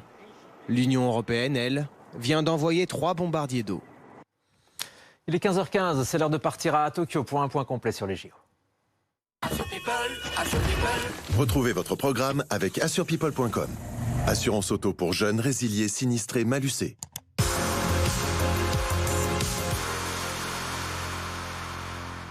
Et en direct, on vous retrouve, Maureen Lehou, en direct de Tokyo, de la rédaction d'RMC Sport. C'est une petite journée pour les Français aujourd'hui, d'autant plus que Renaud Lavillenie, on l'attendait, n'a pas brillé au concours de saut à la perche à cause d'une blessure. Oui, il n'y a pas eu de miracle, effectivement, pour le perchiste français Renaud Lavillenie. Il s'était blessé avant les Jeux Olympiques à une cheville et il a eu du mal, suite à cette blessure, à passer le stade des qualifications. Il a réussi à le faire et puis aujourd'hui, c'était le grand jour, c'était la finale. Mais malheureusement, entre les qualifications et la finale, il s'est blessé à l'autre cheville. Il avait donc des douleurs aux 2 chevilles. Et donc, il n'a pas réussi à être à son niveau, à tenir son rang. Le Français, il a passé la barre de 5,70 et puis ensuite, il a échoué aller aux barres plus hautes. Donc pas de médaille effectivement pour le Français qui avait réussi à revenir à son meilleur niveau cette saison, qui espérait beaucoup de ces Jeux Olympiques. Mais voilà, il doit donc se résigner et pas de médaille donc pour le perchiste français. Mais il y a quand même eu des belles nouvelles ici à Tokyo, avec notamment la 24e médaille de la délégation française qui est arrivée du cyclisme sur piste, avec les 3 pistards français en équipe qui sont allés décrocher le bronze en dominant les Australiens.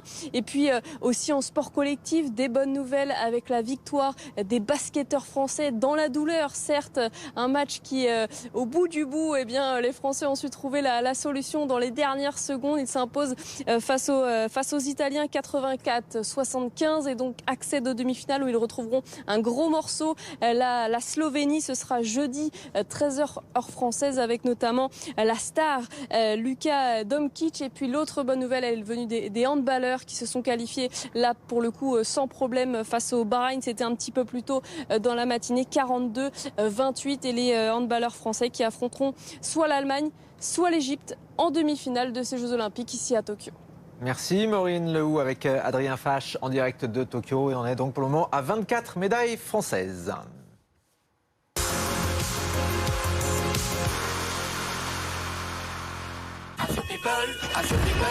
C'était votre programme avec AssurePeople.com. Assurance auto pour jeunes, résiliés, sinistrés, malucés. Et on reparle des JO tout de suite avec Pierre Kupferman. Votre programme avec les agences de papa. Vendez, achetez ou louez votre bien au juste prix. Les agences de papa révolutionnent l'immobilier.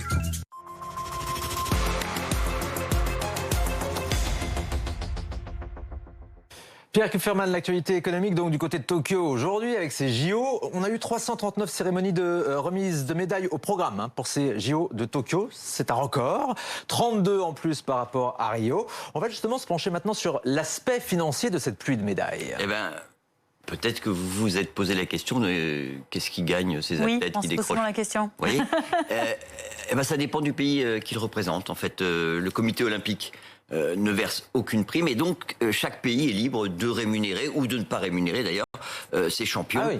Alors on va prendre le cas de la France, c'est peut-être le cas qui nous intéresse le plus. Combien gagnent les médaillés français? Eh bien, pour une médaille d'or, c'est 65 000 euros, pour l'argent c'est nettement moins 25 000, et pour le bronze c'est 15 000 euros. Et ça, c'est beaucoup ou pas par rapport à d'autres pays? Ça dépend à qui on se compare. Alors, si on se compare aux États-Unis, la France est visiblement et nettement plus généreuse. Vous voyez les chiffres. Je vous ai converti le montant de la prime en euros. Ils sont évidemment payés en dollars. Donc 32 000 euros pour l'or, 19 000 pour l'argent, 13 000 pour le bronze. Ensuite, si on regarde par rapport à nos voisins, là, on voit qu'il y a de vraies différences, parce que l'Italie et l'Espagne sont clairement plus généreuses que la France, mais de l'autre côté, l'Allemagne l'est beaucoup moins. Alors quel est le pays le plus généreux? Eh ben, c'est Singapour. Vous allez voir, c'est assez phénoménal. 627 000 euros pour l'or. Ah oui, quand même. 313 000 euros pour l'argent, 241 000 euros pour le bronze. Bon, en même temps, depuis que ce petit pays participe aux Jeux Olympiques, c'est-à-dire depuis 1948, ces athlètes n'ont remporté que 5 médailles. Donc, vous voyez, c'est relatif. Et puis d'ailleurs, d'une façon générale, on peut dire que moins un pays a de chances de remporter des médailles, plus il est généreux avec ses champions olympiques. On peut, par exemple, citer l'Estonie, qui fait partie des nations les plus généreuses dans l'Union européenne, puisqu'elle offre une prime à vie à ses athlètes qui décrochent l'or. C'est 4 600 euros par an. Alors, si ça dure un peu, si on a sa médaille à 20 ans, qu'on vit très longtemps, ça finit par faire une somme. Alors, est-ce qu'à l'inverse, il y a des pays beaucoup moins généreux qui, par exemple, ne verseraient aucune prime à leur médaille olympique? Oui, vous avez 2 pays où les athlètes, et c'est 2 grands pays, où les athlètes reviennent juste avec leur médaille, c'est déjà pas mal, vous me direz. C'est le Royaume-Uni et la Suède. Pas de prime financière pour les médaillés olympiques dans ces 2 pays.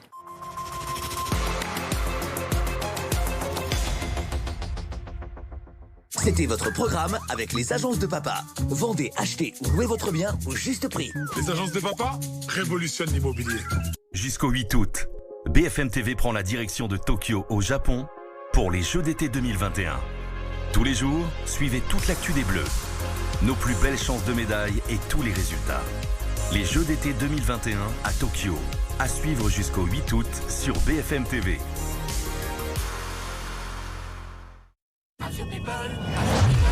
Retrouvez votre programme avec AssurePeople.com.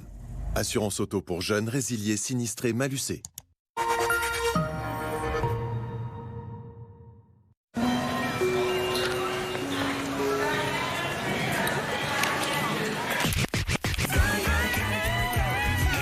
Maxwell House Qualité Filtre, ce n'est pas la peine d'en rajouter.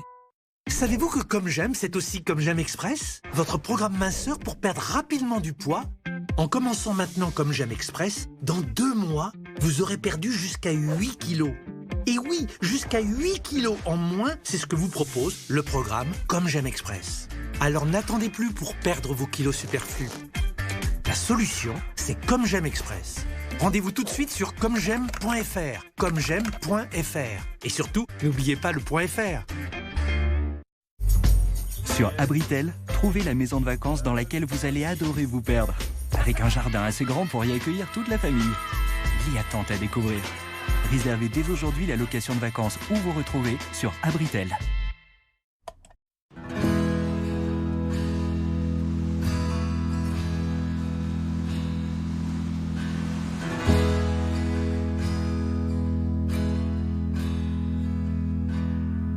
Help me decide whether to climb the hill or shoot for the moon. Découvrez les îles Grenadines en catamaran Catlante et réservez votre croisière dès maintenant sur catlante.com.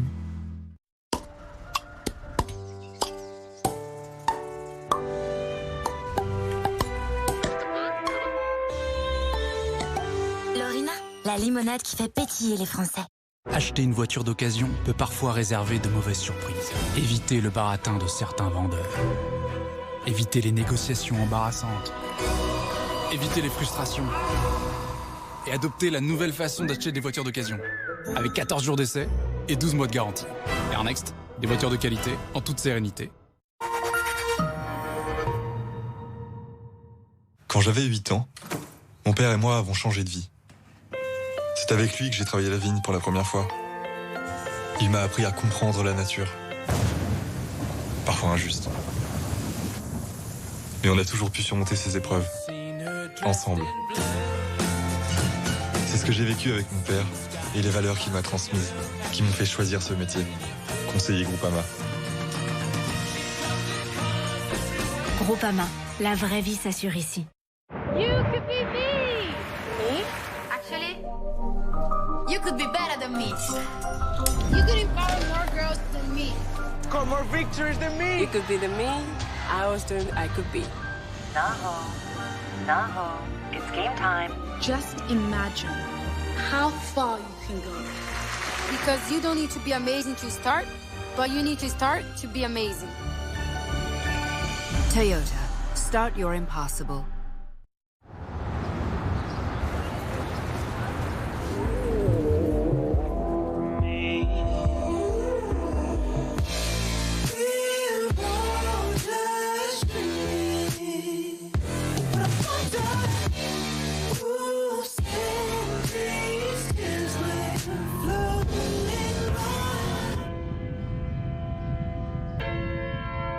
Matchpoint, la nouvelle eau de parfum pour hommes, Lacoste. Téléchargez gratuitement l'application BFM TV. Recevez les alertes infos pour ne rien rater. Regardez la chaîne en direct à tout moment. Consultez les prévisions météo partout dans le monde. Mais aussi la radio et les podcasts. BFM TV, première sur l'info.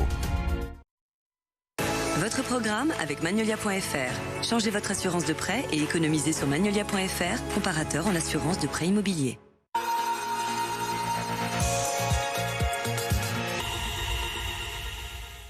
C'est les vacances et cette semaine on part en Bretagne. Alors malgré le temps maussade, en ce moment la région attire autant les touristes, notamment ceux qui sont à la recherche de nature et de calme, car en plus de ces magnifiques côtes, disons-le, le Morbihan offre aussi de très beaux paysages de campagne. Retrouvez Lys Phillips et Amine Mohamed.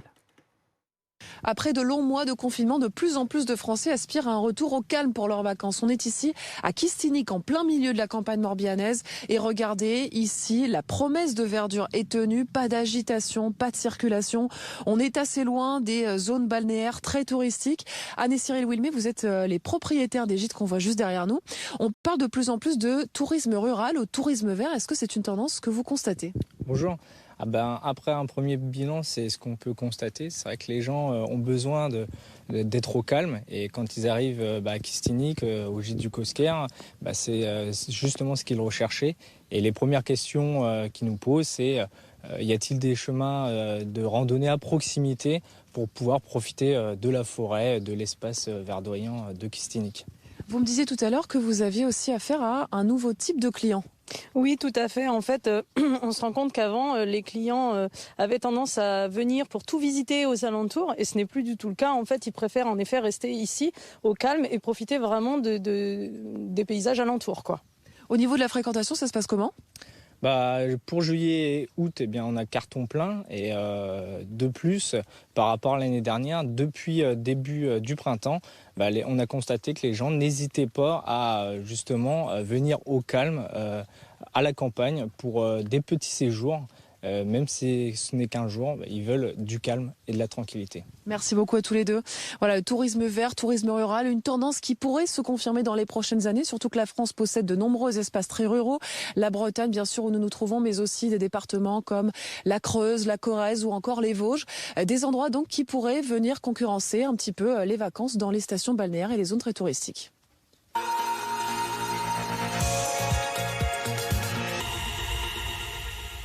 Vous avez regardé votre programme avec Magnolia.fr. Changez votre assurance de prêt et économisez sur Magnolia.fr, comparateur en assurance de prêt immobilier. La météo de vos vacances, Kevin Fleury. La météo avec Citia Immobilier. Pour tous vos projets, pensez Citia Immobilier, bien chez soi.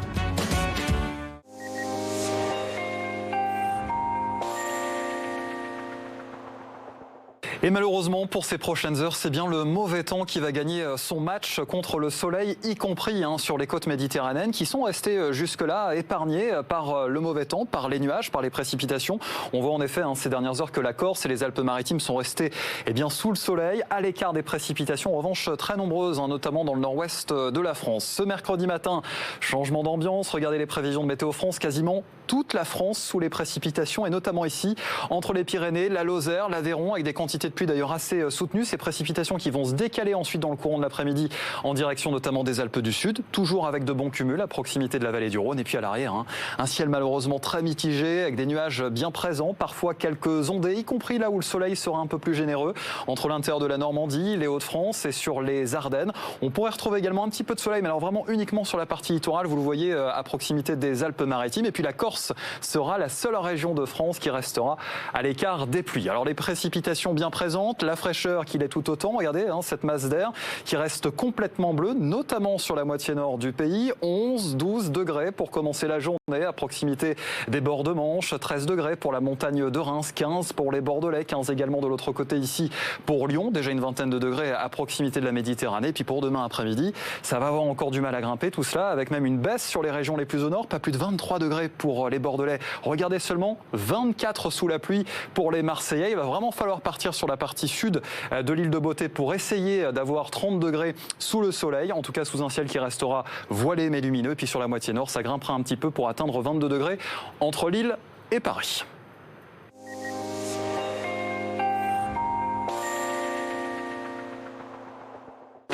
C'était la météo avec Citia Immobilier. Pour tous vos projets, pensez Citia Immobilier, bien chez soi. 15h30 tout pile sur BFM TV. Bienvenue si vous nous rejoignez à la une de l'actualité. Sous réserve de la validation évidemment jeudi du Conseil constitutionnel, le pass sanitaire entrera en vigueur lundi prochain. Les restaurants, les bars seront concernés. Dès aujourd'hui, des établissements très touchés dans des départements comme la Vendée ou la Haute-Corse organisent des contrôles de pass de leurs clients. L'actualité également, c'est ce reconfinement en Guadeloupe. À partir de demain soir, les déplacements seront de nouveau limités, les bars et restaurants fermés. L'île Antillaise fait face à une explosion des cas de Covid avec une saturation des hôpitaux. La métropole suit-elle la même pente? On en parlera avec Anne-Sora Dubois du service politique de BFM TV. Israël a déjà commencé, l'Allemagne s'y met également à la rentrée. De plus en plus de pays proposent à leur population une 3e dose de rappel de vaccin contre le Covid. Nous serons à Berlin dans un instant. Nous irons également à Beyrouth. Il y a un an, le port était ravagé par une terrible explosion. 214 morts, 6500 blessés. Un an après la catastrophe, vous verrez que la capitale libanaise est toujours traumatisée.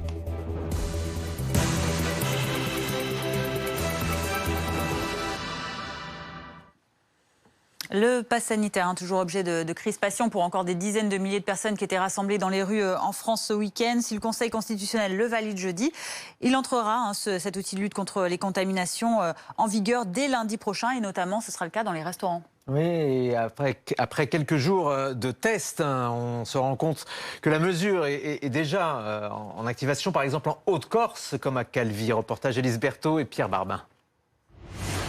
Pour prendre une boisson en terrasse ici, il faut d'abord montrer son pass sanitaire. Depuis une semaine, l'établissement est en phase d'expérimentation. Le peu d'étrangers qu'il y a, ils ne comprennent pas pourquoi on leur demande le pass sanitaire. Mais sinon, au niveau de la clientèle française et les locaux, eh bien, tout rentre dans l'ordre et tout le monde joue le jeu. En Corse, 13 bars et restaurants participent à cette opération. Les clients, eux, s'adaptent facilement. C'est quand même très rapide, comme on disait, c'est le temps de payer, donc c'est suffisamment rapide, il faut le faire. Je trouve que c'est bien pour eux, pour nous, et puis pour suivre les règles qui nous sont demandées. Sur sa terrasse, cet établissement peut accueillir jusqu'à 150 couverts. Mais le gérant regrette la mise en place du pass sanitaire car jugée trop contraignante. À l'intérieur, ça aurait été bien. À l'extérieur, dans une grande terrasse comme ça où les gens rentrent de tous les côtés, c'est vraiment compliqué. Des fois, j'ai 3 personnes mobilisées. Et puis, il y a moi, il y a un autre employé, et puis il y en a un autre. Quand ils arrivent tous en même temps, c'est vraiment compliqué. Il y a des fois, on ne sait plus si on a pris les gens. Cette expérimentation permet de déceler les éventuelles problématiques du pass sanitaire. Il entrera en vigueur le 9 août dans tous les bars et restaurants du territoire. On en vient à présent à cette situation sanitaire bien plus difficile encore. Outre-mer, après la Réunion, la Martinique, c'est désormais la Guadeloupe qui va être reconfinée à partir de demain, 20h, et ce pour au moins 3 semaines. Les autorités sanitaires décrivent une situation catastrophique. Sur les 22 patients actuellement en réanimation, aucun n'était vacciné, a précisé la directrice générale de l'ARS. Et le préfet de Guadeloupe dresse ce tableau sanitaire préoccupant. Concrètement, on a un taux d'incidence qui est au-dessus de 600 pour 100 000 habitants. Il était de la moitié, il était d'un tiers, il y a une semaine. On a un taux de positivité qui est à plus de 17% et un facteur de renouvellement, donc facteur R, qui est à 2,34. Donc ça veut dire que pour un cas positif, on en a 1,5 ou quasiment 1,5 qui vient derrière. Donc ça veut dire qu'on a devant nous, on a une augmentation qui arrive, qui continue. Et donc c'est ces chiffres-là qui avec une pente qui est très très forte. En 3 semaines, on a multiplié par 10 le nombre de cas positifs en Guadeloupe. Et donc si on n'arrive pas à maîtriser, on ne sait pas comment est-ce qu'on finira concrètement dans une semaine ou dans 2 semaines. Reconfinement en Guadeloupe et d'autres mesures également. Regardez la préfecture qui décrète aussi un couvre-feu. Il est avancé à 20h. Des restrictions de déplacement avec attestation dérogatoire sont également mises en place, ou encore la fermeture des bars et des salles de sport. Anne-Sora Dubois est avec nous, du service politique de BFM TV. On se pose la question de la possibilité de même restrictions en métropole, notamment l'hypothèse peut-être d'un reconfinement. Est-ce qu'elle est envisagée ? Non, elle n'est pas envisagée par les autorités à cette heure. Pourquoi ? D'abord parce que les taux d'incidence ne sont pas aussi élevés en métropole qu'ils le sont dans les Antilles. Même pour les 2 départements qui ont le taux d'incidence le plus élevé, c'est-à-dire la Haute-Corse avec 847 nouveaux cas pour 100 000 habitants par semaine, et les Alpes-Maritimes avec 746. On n'a pas du tout, d'abord, quand même, on n'atteint pas les 1068 de la Martinique. Et la deuxième raison, évidemment, c'est la différence de couverture vaccinale, puisque pour des incidences à peu près, des taux d'incidence à peu près équivalents, on a 3 fois plus de personnes vaccinées en métropole. Ça veut donc dire qu'on espère qu'à un moment, la propagation de l'épidémie atteindra un palier. Troisième raison, bien sûr, c'est la question évidemment épineuse des transferts de patients. C'est-à-dire que c'est beaucoup plus compliqué, on l'avait vu notamment en cours de première vague, de transférer des patients depuis les Antilles. Ce sont des trajets qui sont très longs, donc il faut forcément des patients très stabilisés, et évidemment, ils ne peuvent se faire qu'au compte-gouttes. Alors qu'en métropole, évidemment, on peut faire des transferts de patients entre différents CHU CHU entre différentes régions. Enfin, la dernière raison, c'est aussi que, notamment en Martinique, le Delta n'est toujours pas majoritaire. Donc ça veut dire qu'on craint malheureusement, au moment où il deviendra majoritaire, une propagation encore plus forte de l'épidémie, ce qui n'est pas le cas en métropole puisqu'on a déjà un Delta majoritaire. Donc pour toutes ces raisons, la situation très particulière des Antilles n'est pas transposable à la métropole à ce stade. Après, en métropole, on peut toujours avoir, comme on l'a depuis le début de l'épidémie, d'autres mesures localisées, territorialisées, laissées à la main des préfets, c'est-à-dire un renforcement d'éventuels couvre-feux, même si c'est vraiment en dernière extrémité, et puis l'abaissement des jauges et l'interdiction de certains rassemblements. Merci Anne-Sora Dubois. Priorité donc à la vaccination. Depuis hier, Emmanuel Macron, pourtant en vacances, a décidé de se coller lui-même à cet exercice de pédagogie envers les plus jeunes.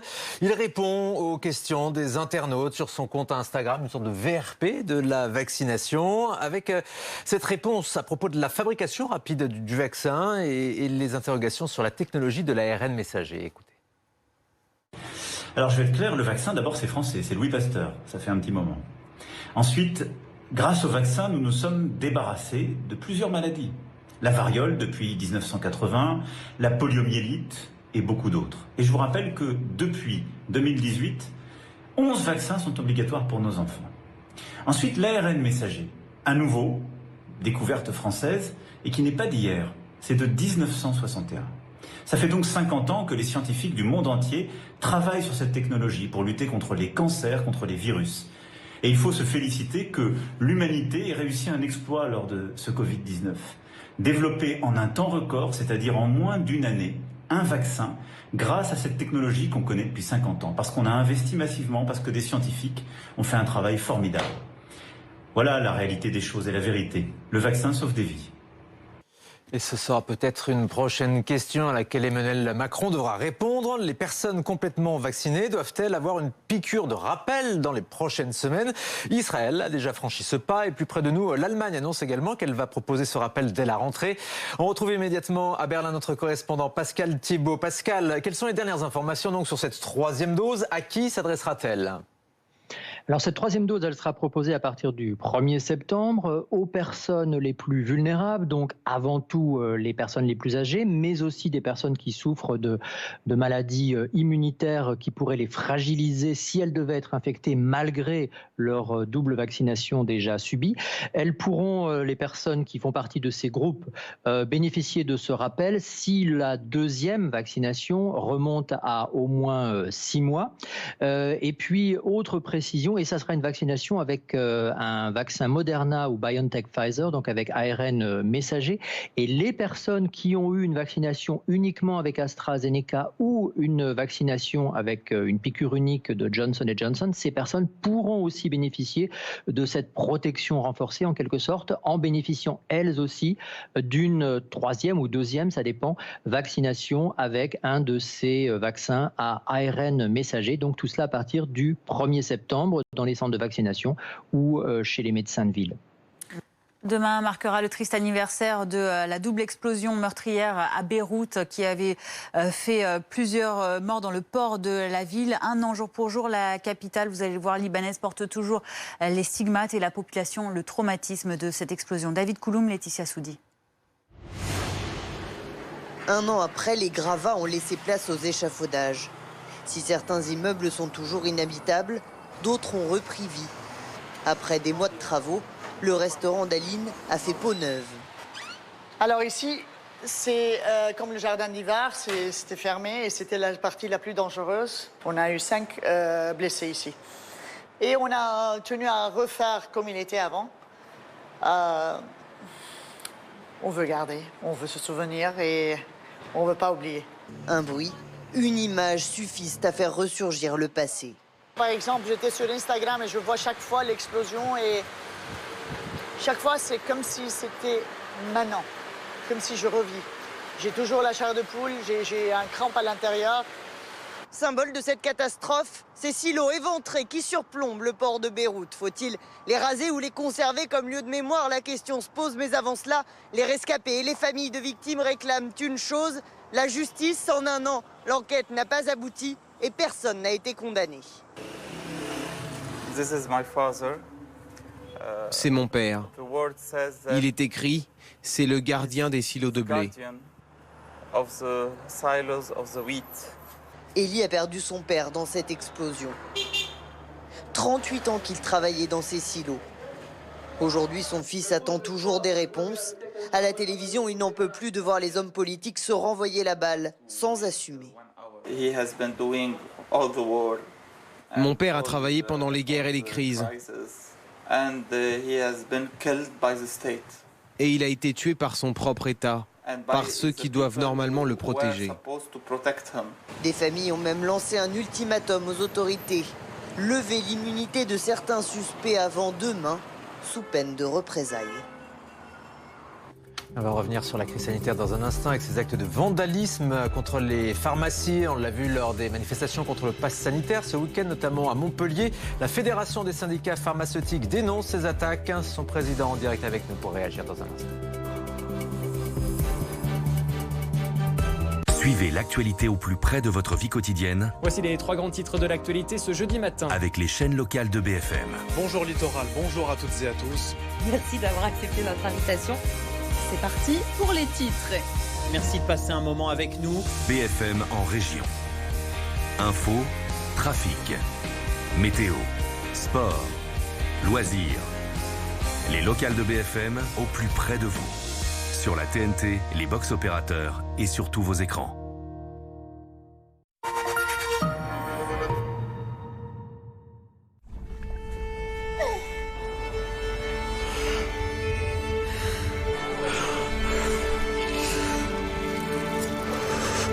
Nous respirons tous le même air.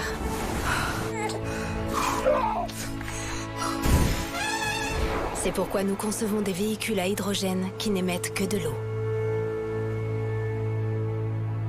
Toyota, start your impossible.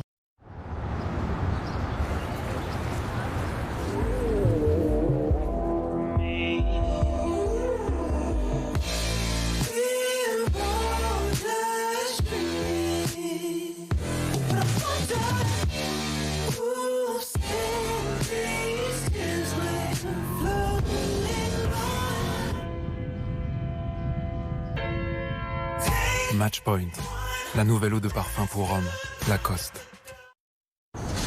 Chez Amazon, nous utilisons nos capacités à bon escient. Nous avons investi 2,8 milliards d'euros pour aider nos vendeurs partenaires à réussir en Europe. Les entreprises françaises vendant sur Amazon ont accès à des millions de clients dans le monde. Elles ont créé plus de 25 000 emplois en France à ce jour. Comme ces artisans.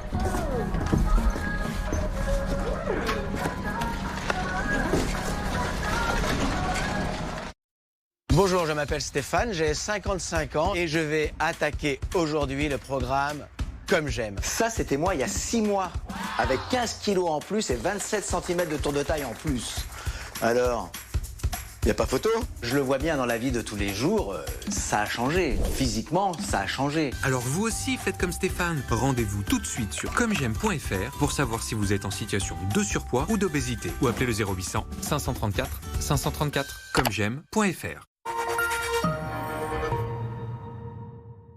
Cet été, je veux juste me détendre. Ok, me détendre et peut-être courir. Mais surtout me détendre. Et courir. Et me remettre à nager. Donc me détendre, courir, nager et grimper au sommet d'une montagne géante.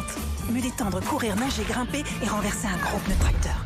Ok, me détendre, courir, nager, gravir une montagne, renverser des pneus et devenir ceinture noire de taekwondo. Bon, tu veux toujours te détendre ?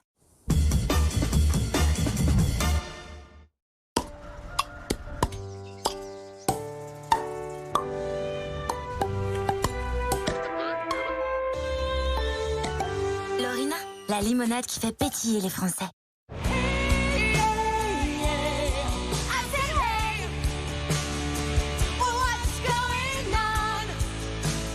What makes you feel alive? Alive, the feminine fragrance by Boss.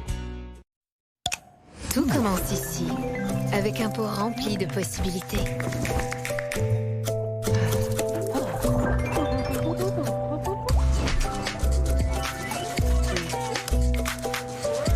Le changement commence avec du luxe Valentine.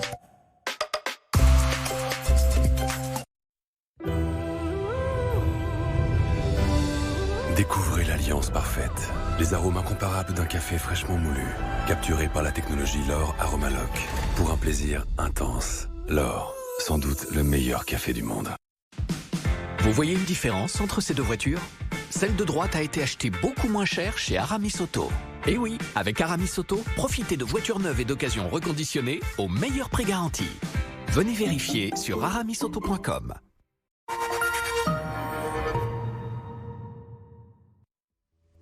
Le rappel de l'actualité à 15h46 sur BFM TV. Après la Martinique et la Réunion, la Guadeloupe, elle aussi, se reconfine. À partir de demain soir, les déplacements seront de nouveau limités. Les bars et restaurants fermés.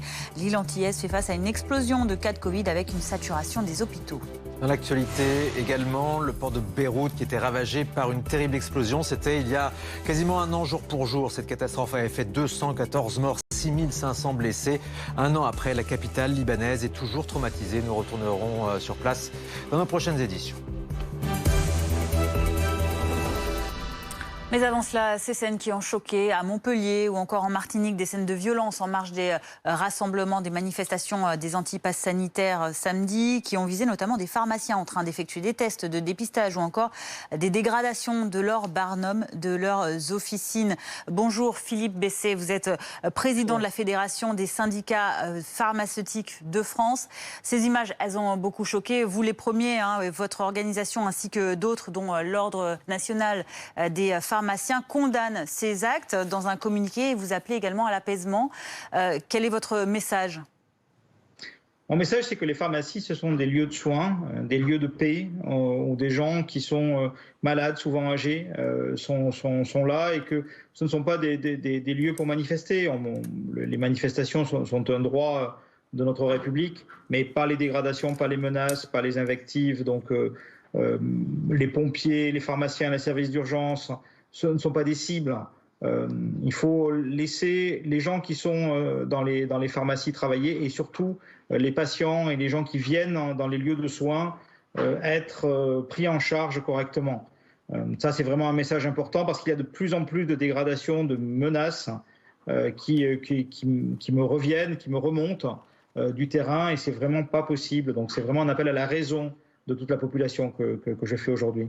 C'est-à-dire ce qu'on a vu à Montpellier ou en Martinique n'étaient pas des cas isolés. Vous avez des informations sur des pharmacies, des parapharmacies victimes d'autres violences en ce moment ? Alors, les trois cas, là, Nancy, Montpellier et Fort-de-France, c'était pendant des manifestations. Mais en dehors des manifestations, oui, j'ai des remontées de terrain avec des vitrines taguées, avec dernièrement, c'est quelqu'un qui est rentré dans une pharmacie et qui, sous la menace, voulait avoir un faux résultat sans faire le test. Donc c'est toujours en nous traitant de complotistes, de collabos, enfin des insultes. Et c'est une ambiance qui est vraiment pas saine et qui inquiète. Oui.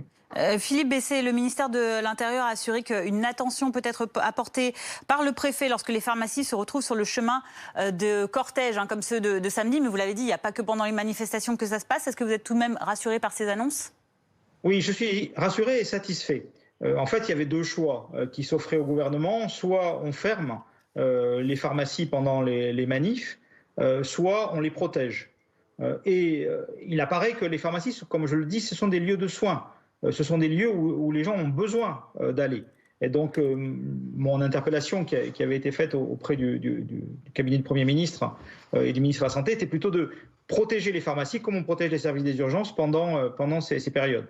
Bon, maintenant, nous sommes à la disposition des préfets. Si jamais, pour une raison ou une autre, il faut fermer l'officine, eh bien, les pharmaciens le font, évidemment. Voilà donc pour ces actes de vandalisme qui se multiplient contre les pharmacies en ce moment. Merci Philippe Bessé d'avoir été en direct cet après-midi sur BFM TV. Tout de suite la culture. Votre programme commence dans 8 secondes, soit le temps qu'il faut pour transformer votre canapé en vrai lit. Votre programme avec la maison convertible.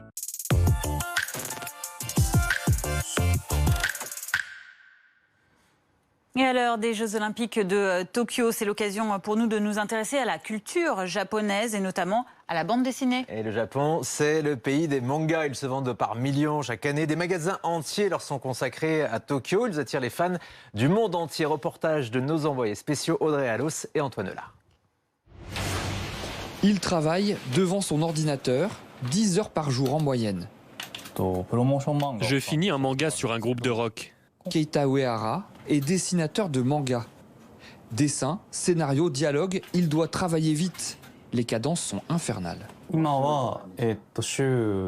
travaille 6 à 7 jours par semaine. Les délais sont souvent serrés, mais j'adore ce métier car il me permet de transmettre des émotions aux gens. Un rythme effréné pour satisfaire l'appétit des lecteurs. Car au Japon, le manga est un pilier de la culture. Plus de 300 millions de mangas sont vendus chaque année au Japon. La production est industrielle et voici le magazine manga le plus vendu du pays. Il est épais comme un annuaire téléphonique, 500 pages de dessin au total et il en sort un comme ça chaque semaine. Dans ce magasin spécialisé, sur plusieurs étages, des kilomètres d'ouvrages sur les rayons. Ici, on vient chercher des livres anciens et rares. Certains passionnés sont prêts à débourser des fortunes. Celui-là coûte 6 000 €. C'est un manga dessiné il y a 60 ans par le créateur d'Albator. Le responsable du magasin explique que le manga touche toutes les générations. La production de manga est tellement importante que chacun peut trouver une histoire qui lui plaît. Et puis les lecteurs s'attachent aux personnages qui sont très travaillés. Un succès qui depuis longtemps a traversé les frontières. Cet étudiant arrive de France, des étoiles plein les yeux. Il y a un certain émerveillement de venir dans ce genre d'endroit. Il n'y a qu'ici, je pense, où on pourrait avoir toute la collection dans l'ordre et c'est un endroit assez exceptionnel ici. La France qui est devenue le 2e pays du manga, la moitié des BD vendues chez nous sont désormais japonaises.